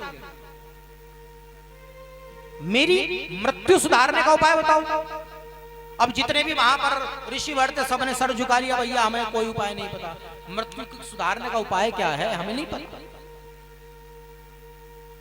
फिर क्या था? फिर तो भगवान कृष्ण से लो लगाई परीक्षित महाराज। कहा कि प्रभु, जिस प्रकार मेरे पूर्वजों का उद्धार किया है, आज मेरा भी उद्धार कीजिए। मैं भी अपना उद्धार चाहता हूं, मैं भी अपनी मृत्यु को सुधारना चाहता हूं। प्रभु मेरा उद्धार करो, प्रार्थना करने लगे। अब भगवान से जैसे ही प्रार्थना की तो भगवान ने मन ही मन सुखदेव जी को चेतना दी। सुखदेव जी के मन में भान हुआ और सुखदेव जी 16 वर्ष की अवस्था है। तत्रा भवद भगवान व्यास पुत्रो यदच्छया गामटमानोनपेक्षा अलक्षलिंगो निजलाभतुष्टो वृतस्य बालैर्वधूदवेशा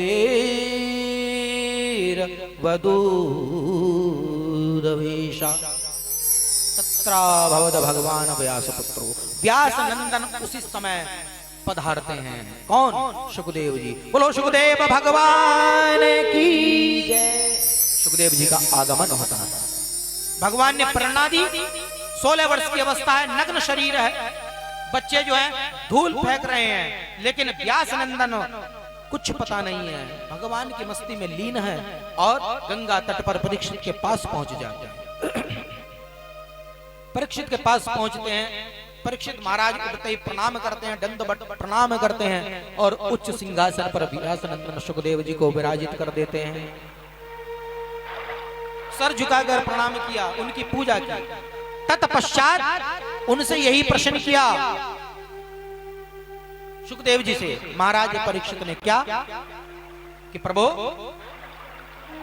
जो पुरुष सर्वदा मरणासन है, ये ध्यान करना, हम सर्वदा मरणासन है, सर्वदा।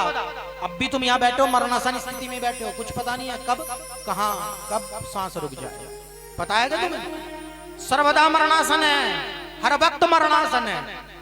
तो परीक्षित महाराज कह रहे हैं कि जो व्यक्ति सर्वदा मरणासन है उसे क्या करना चाहिए, और साथ में यह भी बताइए कि मनुष्य मात्र को क्या करना चाहिए, किसका श्रवण करना चाहिए, किसका जप करना चाहिए, किसका स्मरण करना चाहिए, किसका भजन करना चाहिए, किसका त्याग करना चाहिए। तो सूत जी कह रहे हैं कि हे शौनकादि ऋषियों, राजा परीक्षित के इन्हीं प्रश्नों का उत्तर व्यास नंदन सुखदेव जी ने द्वितीय स्कंद से 12 स्कंद तक दे दिया। यही कथा शुरू, इन्हीं प्रश्नों का उत्तर देते हैं। लेकिन सर्वप्रथम जिह्वा से सुखदेव जी से एक बात निकलती है। सर्वप्रथम उन्होंने कह दिया, संसार के लोगों से आशान किया करना, संसार के लोगों से आसान किया करना, संसार के लोगों से आशान किया करना, संसार के लोगों से आसान किया करना, यहाँ कोई नहीं अपना, यहाँ कोई नहीं अपना, सिया राम रहा करना,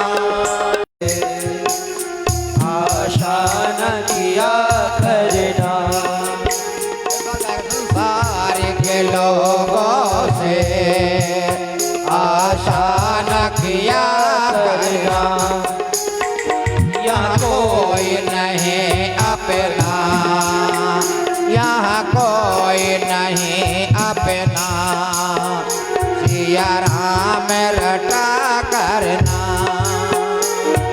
परीक्षित सुखदेव जी कह रहे हैं कि परीक्षित, सुखदेव जी ने पहला शब्द बोला है कि देख, संसार के जितने भी हैं इनसे आशा छोड़ दे,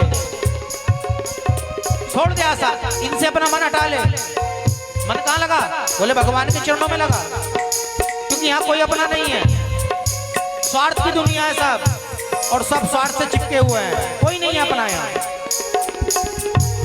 मीठा मीठा बेटा, बहुत मीठा मीठा, हटा ले यहाँ से इनको। अपना जो चित्त है वो संसार के लोगों से हटा और परमात्मा में लगा, तो कथा सुनाऊं, वरना तू जाने तेरा काम। ये सुखदेव जी का पहला उत्तर था कि मन हटा ले, यहाँ कोई किसी का नहीं है। जीवन के समुद्र में तूफान भी आते हैं, जीवन के समंदर में तूफान भी आते हैं, जीवन के समुद्र में तूफान भी आते हैं,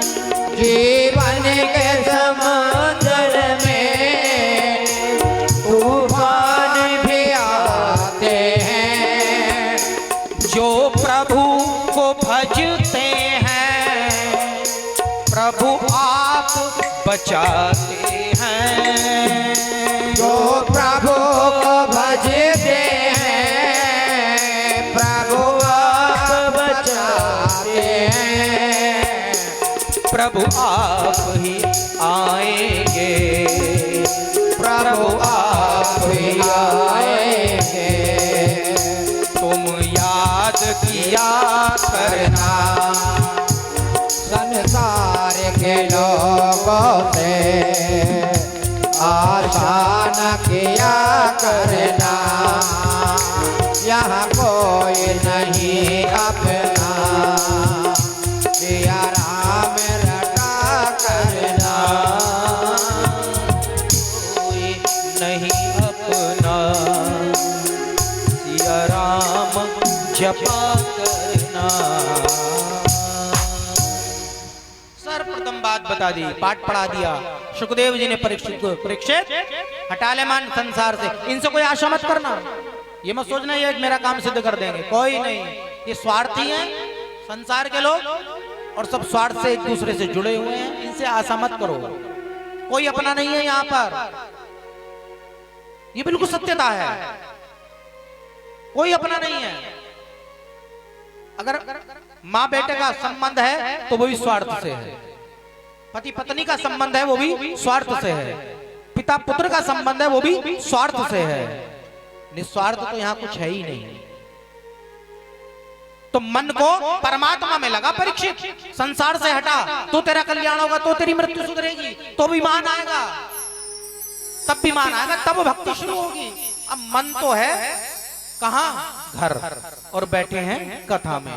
पंडित जी छोड़ नहीं रहे, गइये दूने को है, रोटी बनने को है, आटा मला रखा है, सब्जी कटी रखी है, सारा मन वही है और शरीर कहाँ है, कथा में।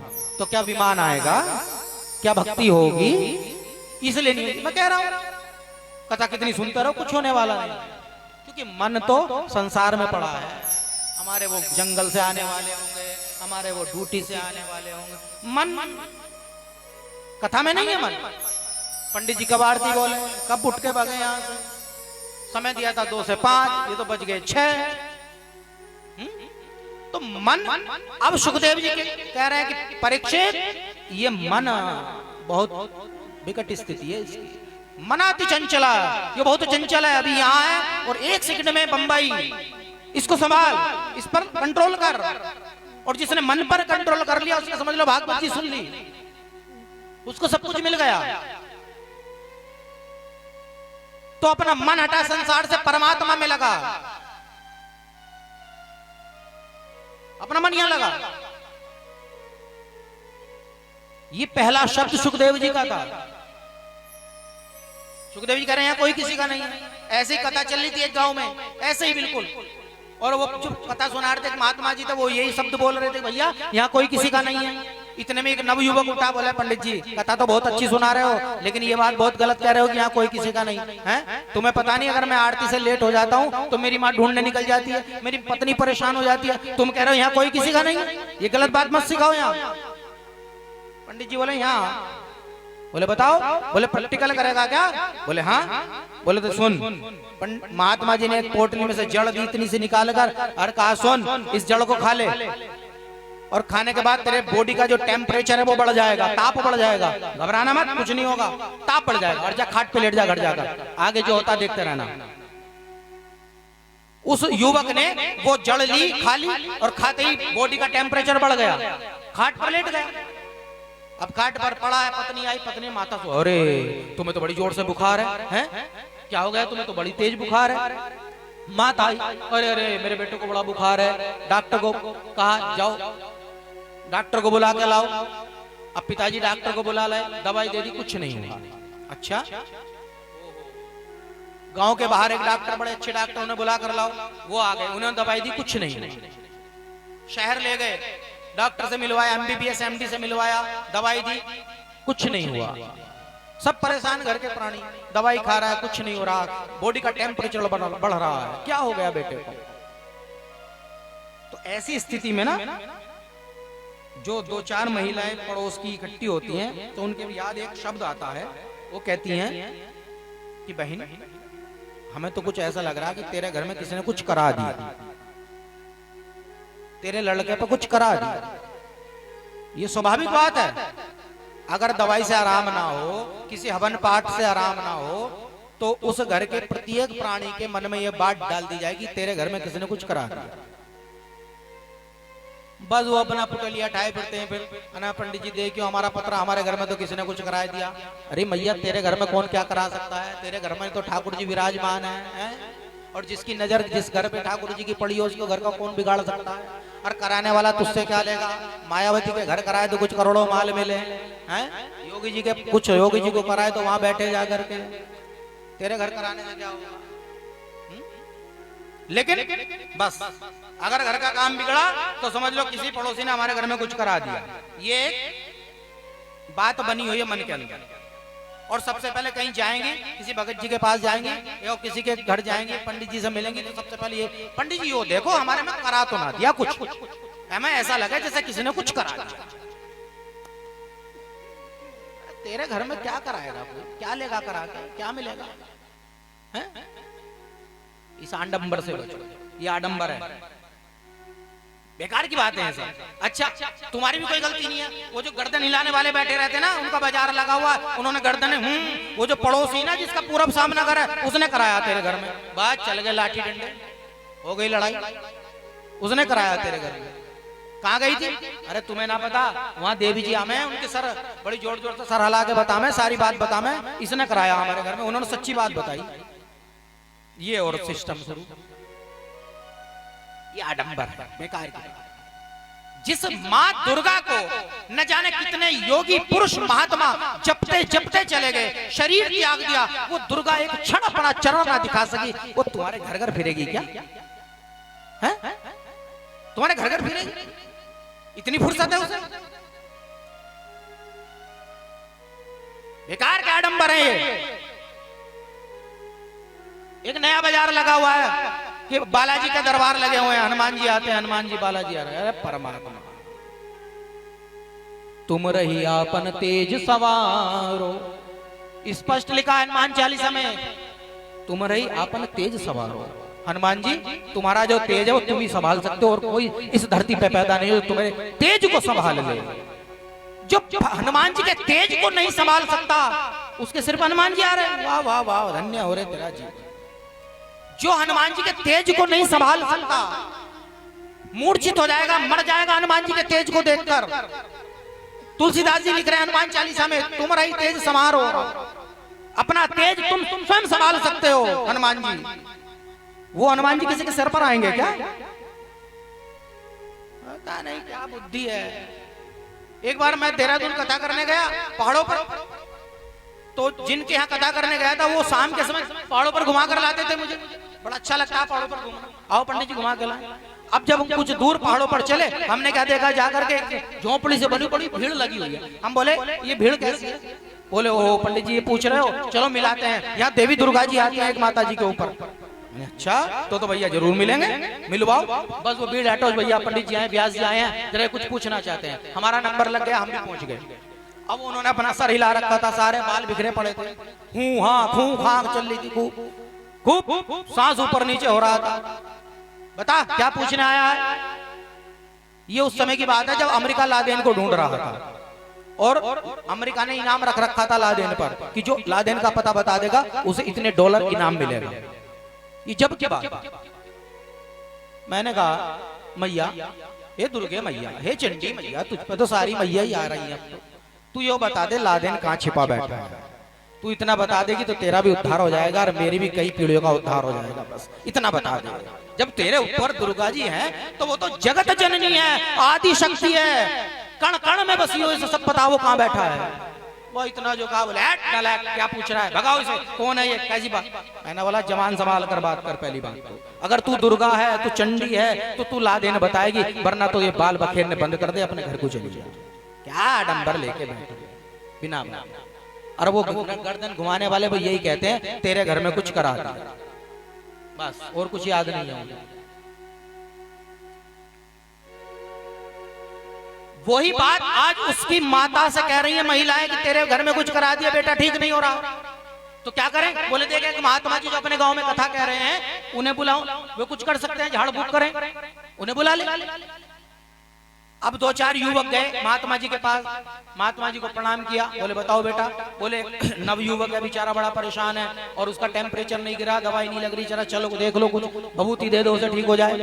अब पंडित जी तो इंतजार में बैठे ही थे, कोई आए, चल दिए, भीड़ इकट्ठी हो गई, सारा मोहल्ला इकट्ठा, सारा गांव इकट्ठा हो गया पड़ा।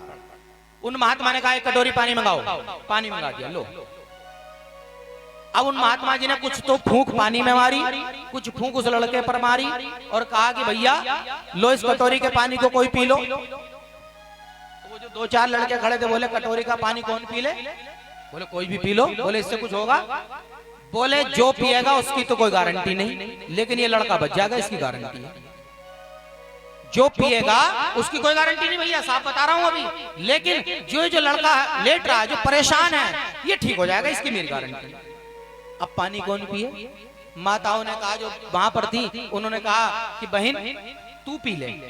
उस बच्चे की मां से कहा कि तू पी ले, और तुझे कुछ हो भी गया तो कोई बात नहीं, तेरा घर परिवार भरा हुआ है, कोई बात नहीं, तू पी। तो वो क्या कहती है श्रीमती जी, ना बहन ना, पी तो लेती, लेकिन मेरे जो घर से है ना ये, अगर मुझे कुछ हो गया तो मेरी बहू ने रोटी ना देने की, मैं बड़ी परेशान हो जाऊंगी, मैं ना पीना, मना कर। 2-4 भद्र पुरुष थे, उन्होंने कहा लड़के के बाप से कि यार तू पी ले भैया, क्यों? क्योंकि जवान लड़का, उसे कुछ हो गया तो बड़ी अच्छी बात, ये अच्छी बात नहीं है, और तुझे कुछ हो गया तो कोई बात नहीं, तेरा तो जीवन कट गया, तू पी ले। बोले हाँ भैया पी लेता, बड़ी अच्छी बात है, लेकिन अगर मुझे कुछ हो गया तो ये जो मेरी बुढ़िया है ये लौंडा रोटी ना देगा इसे बिल्कुल भी, इसलिए भैया मेरा भी मिजान ना, मना कर। अब पत्नी का नंबर है, पत्नी से कहा कि देख बेटी, जब तेरा सुहाग ही जीवित नहीं तो तू जीवित होकर क्या करेगी? तू पी ले, और तुझे कुछ हो भी गया तो क्या बात है, तेरा सुहाग तो बना रहेगा। पत्नी कहती हाँ बड़ी सुंदर बात कह रहे हो, पी लेती, लेकिन अभी तो नई नई शादी है, मैंने तो कुछ देखा ही ना जीवन में, मैं कैसे पी लूं? मैं ना पीऊंगी, किसी और को पिला। मना कर दिया पत्नी ने। ओहो, 2-4 नवयुवक वहां पर खड़े हुए थे, उन्होंने कहा उन महात्मा जी से कि महात्मा जी एक काम कर लो। फिर बोले क्या? इस कटोरी के पानी को तुम ही पी लो, और तुम्हें कुछ हो भी गया तो गंगा तक हम पहुंचा देंगे हमारे घर में, तुम्हारे कोई ना आगे पीछे रोने वाला, तुम पी लो। अब वो सारी घटना लेटा लेटा वो देख रहा था, बस तुरंत उठा और उठ करके तुरंत महात्मा जी के पैरों में गिर गया और कहने लगा तुम ठीक कह रहे थे कि संसार के लोगों से आशा मत करना, यहाँ कोई किसी का नहीं है, सब स्वार्थ से जुड़े हुए हैं। बस उसी दिन उठा और उन महात्मा जी के साथ ही चला गया, यहाँ कोई किसी का नहीं। ये सत्यता है। आज सुखदेव जी कह रहे हैं कि परीक्षित इस मन को हटा ले, इस संसार से हटा, इनसे आशा मत कर, ये बहुत बेकार की दुनिया है। अपना मन अपना चित्त परमात्मा में लगा ले।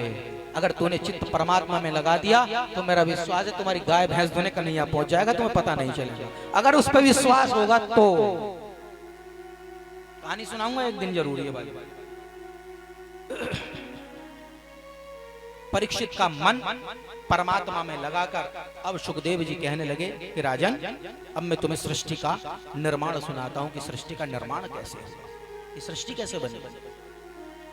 ब्रह्मांड स्वरूप, जब प्रलय काल के समय में एक ब्रह्मांड है और उस ब्रह्मांड में ही एक नारायण है, नर है, और वो ही परमात्मा जिसका कोई आकार नहीं है, निराकार है, वो ही साकार रूप लेकर एक से अनेक होने का मन बनाता है। तो उस परमात्मा के नाभि से कमल की उत्पत्ति होती है और उस कमल में ब्रह्मा जी की उत्पत्ति होती है। अब जैसे ब्रह्मा जी की उत्पत्ति हुई, ब्रह्मा जी चारों ओर देखने लगे, चारों ओर देखने लगे तो ब्रह्मा जी को आवाज आई, ता पा ता पा, तप कर, तप कर। तो ब्रह्मा जी तप में लीन हो गए और तप करते करते करते करते जब ब्रह्मा जी का तप पूर्ण हुआ तो ब्रह्मा जी को आदेश हुआ कि जाओ तुम सृष्टि का निर्माण करो, सृष्टि रचो। अब ब्रह्मा जी जो है अपने तप के अनुसार सृष्टि का निर्माण करने लगे। 10 प्रकार की सृष्टि रची पहले, सबसे पहले ब्रह्मा जी ने अज्ञान की 5 वृत्तियां रची, मोह, महामोह, तामिस, अंधतामिस, ये 5 प्रकार की सृष्टि रची। किंतु पापमयी सृष्टि को देखकर उन्हें प्रसन्नता नहीं हुई। उन्होंने फिर भगवान का ध्यान किया और पवित्र ध्यान करके सनक, सनंदन, सनत कुमार और सनातन 4 पुत्र उत्पन्न किए ब्रह्मा जी ने, वो भी भगवान के मार्ग की ओर चले। फिर रुद्र की उत्पत्ति की, एक नील लोहित बालक उत्पन्न हुआ, वो बहुत रोआ। जब वो रो रहा था तो ब्रह्मा जी ने उसका नाम रुद्र रख दिया। उस रुद्र से कहा कि तुम भी जो है सृष्टि का निर्माण करो।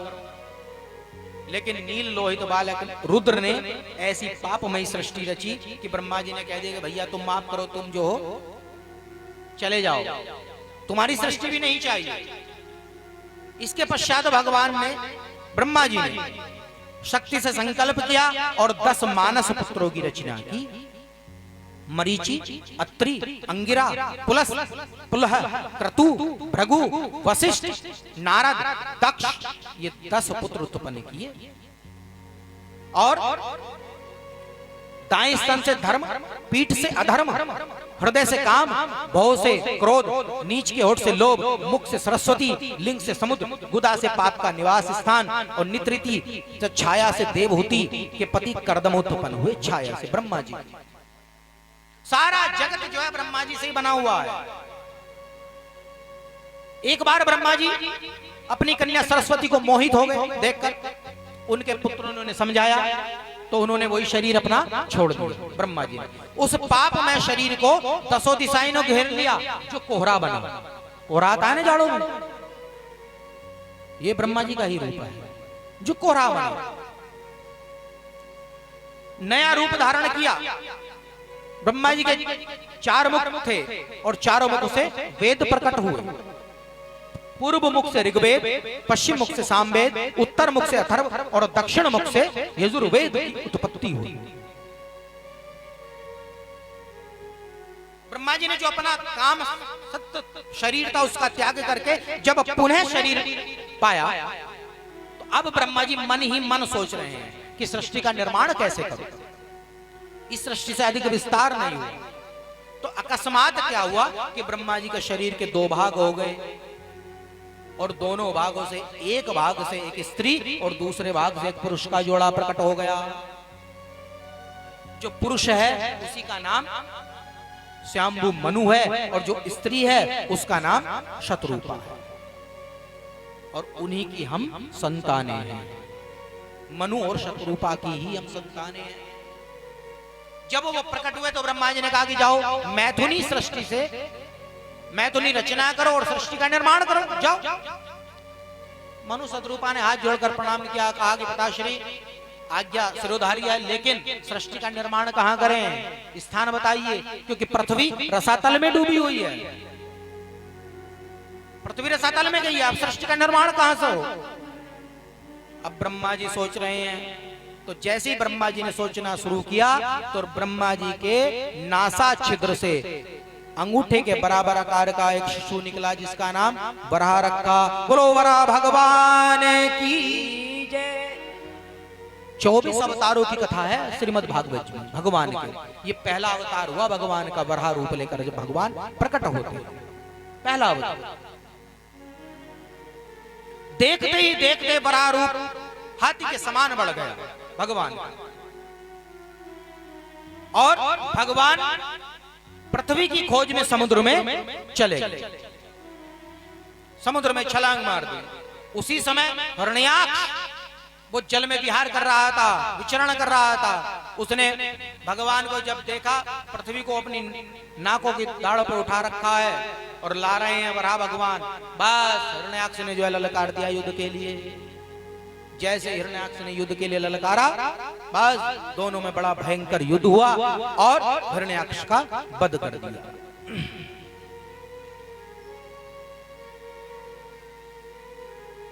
अब आप एक प्रश्न करोगे यहां पर कि सृष्टि का तो निर्माण हुआ नहीं, अभी तो मनु और शतरूपा ही तो प्रकट हुए, तो ये हिरण्याक्ष कहां से आ गया, कौन था ये हिरण्याक्ष कहां से आ गया। तो पुराणों में इसका एक लेख मिलता है। कि हिरण्याक्ष और हिरण्याकश्यप ये दो भाई हैं और इनका जन्म इस कल्प में नहीं हुआ था। पद्म कल्प में ब्रह्मा जी के एक दिन का जो कल्प होता है उसमें सृष्टि का संपूर्ण नाश नहीं होता। जब आंशिक प्रलय होती है तो कश्यप जी स्वर्ग चले जाते हैं, दिति पाताल चली जाती है और हिरण्याक्ष और हिरण्याकश्यप जो इनके पुत्र हैं वो जल में विहार करते हैं। आज वही हिरण्याक्ष जो है भगवान को ललकारता है और भगवान उसका बद्ध कर देते हैं। ये हिरण्याक्ष और हिरण्याकश्यप है कौन? ये कश्यप और दिति के दो पुत्र हैं। एक बार भगवान विष्णु के दो पार्षद हैं जय और विजय, गेट पर खड़े रहते हैं वैकुंठ में। एक बार सनत कुमार चारों भाई भगवान के दर्शन करने में जैसे ही पहुंचे तो उन्हें रोक दिया। सनत कुमारों को क्रोध आया तो सनत कुमारों ने जो है उन्हें शाप दे दिया कि जाओ तुम असुर योनि को प्राप्त हो जाओ। अब भगवान आए, भगवान ने कहा कि महाराज ये तो मेरे पार्षद हैं, इन्होंने क्रोध किया, उनका दंड मिल गया, लेकिन इनका शाप कुछ कम कर दो, इन्हें मुक्ति मिल जाए, ऐसा कर दो। तो सनत कुमारों ने कहा कि अगर ये तुमसे वैर की भावना रखेंगे तो 3 योनियों में ही मुक्त हो जाएंगे, और ये अगर तुमसे प्रेम की भावना रखेंगे तो 7 योनियों में मुक्त होंगे। तो जय और विजय ने सोचा कि 7 योनि तो बहुत दूर की हैं, इसलिए 3 योनियों में काम निपटाओ। तो पहली योनि तो मिली हिरण्याक्ष और हिरण्याकश्यप की, भगवान से बैर किया और मुक्त हो। दूसरी योनि मिली त्रेता युग में रावण और कुंभकर्ण की, भगवान से वैर किया मुक्त हुए। और तीसरी योनि द्वापर में मिली कंस और शिशुपाल की, कंस ने और शिशुपाल ने भगवान से वैर किया और मुक्त हो। यही दोनों पार्षद थे भगवान, जय और विजय। यही आज हिरण्याक्ष और हिरण्याकश्यप के रूप लेकर भगवान के सामने प्रकट करते हैं।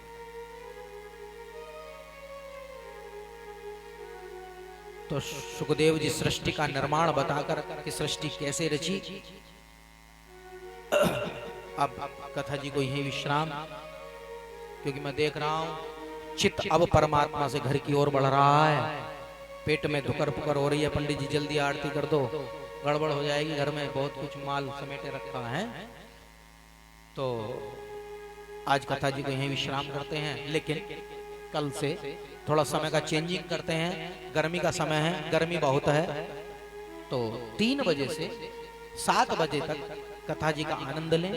2 से 5 समय रखा था, लेकिन गर्मी अधिक होने के कारण बैठा नहीं जाता। मुझसे तो कोई फर्क नहीं पड़ता, लेकिन मैं देखता हूँ कोई पंखा हिला रही है, कुछ देख रही है, कोई पसीना है। तो 3 से 7 इसी समय कथा जी का विश्राम हो जाया करेगा। कोई दिक्कत तो नहीं किसी को?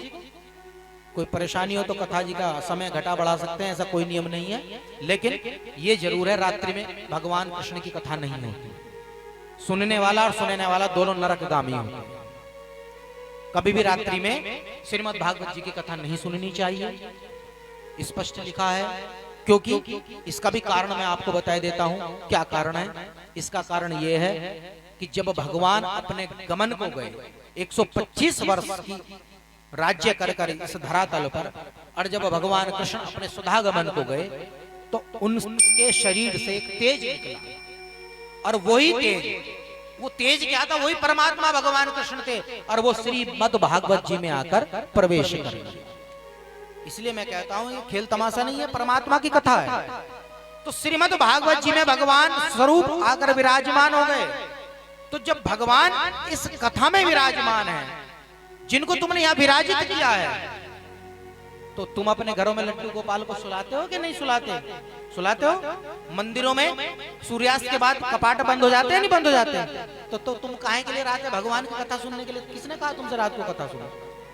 जब परमात्मा इस कथा में विराजित हैं, कृष्ण स्वरूप इस कथा में विराजित कथा आएगी, अपना स्वरूप विराजमान कर लिया था, तो फिर रात में कथा क्यों सुनते हो? क्यों पाप के भागी बनते हो?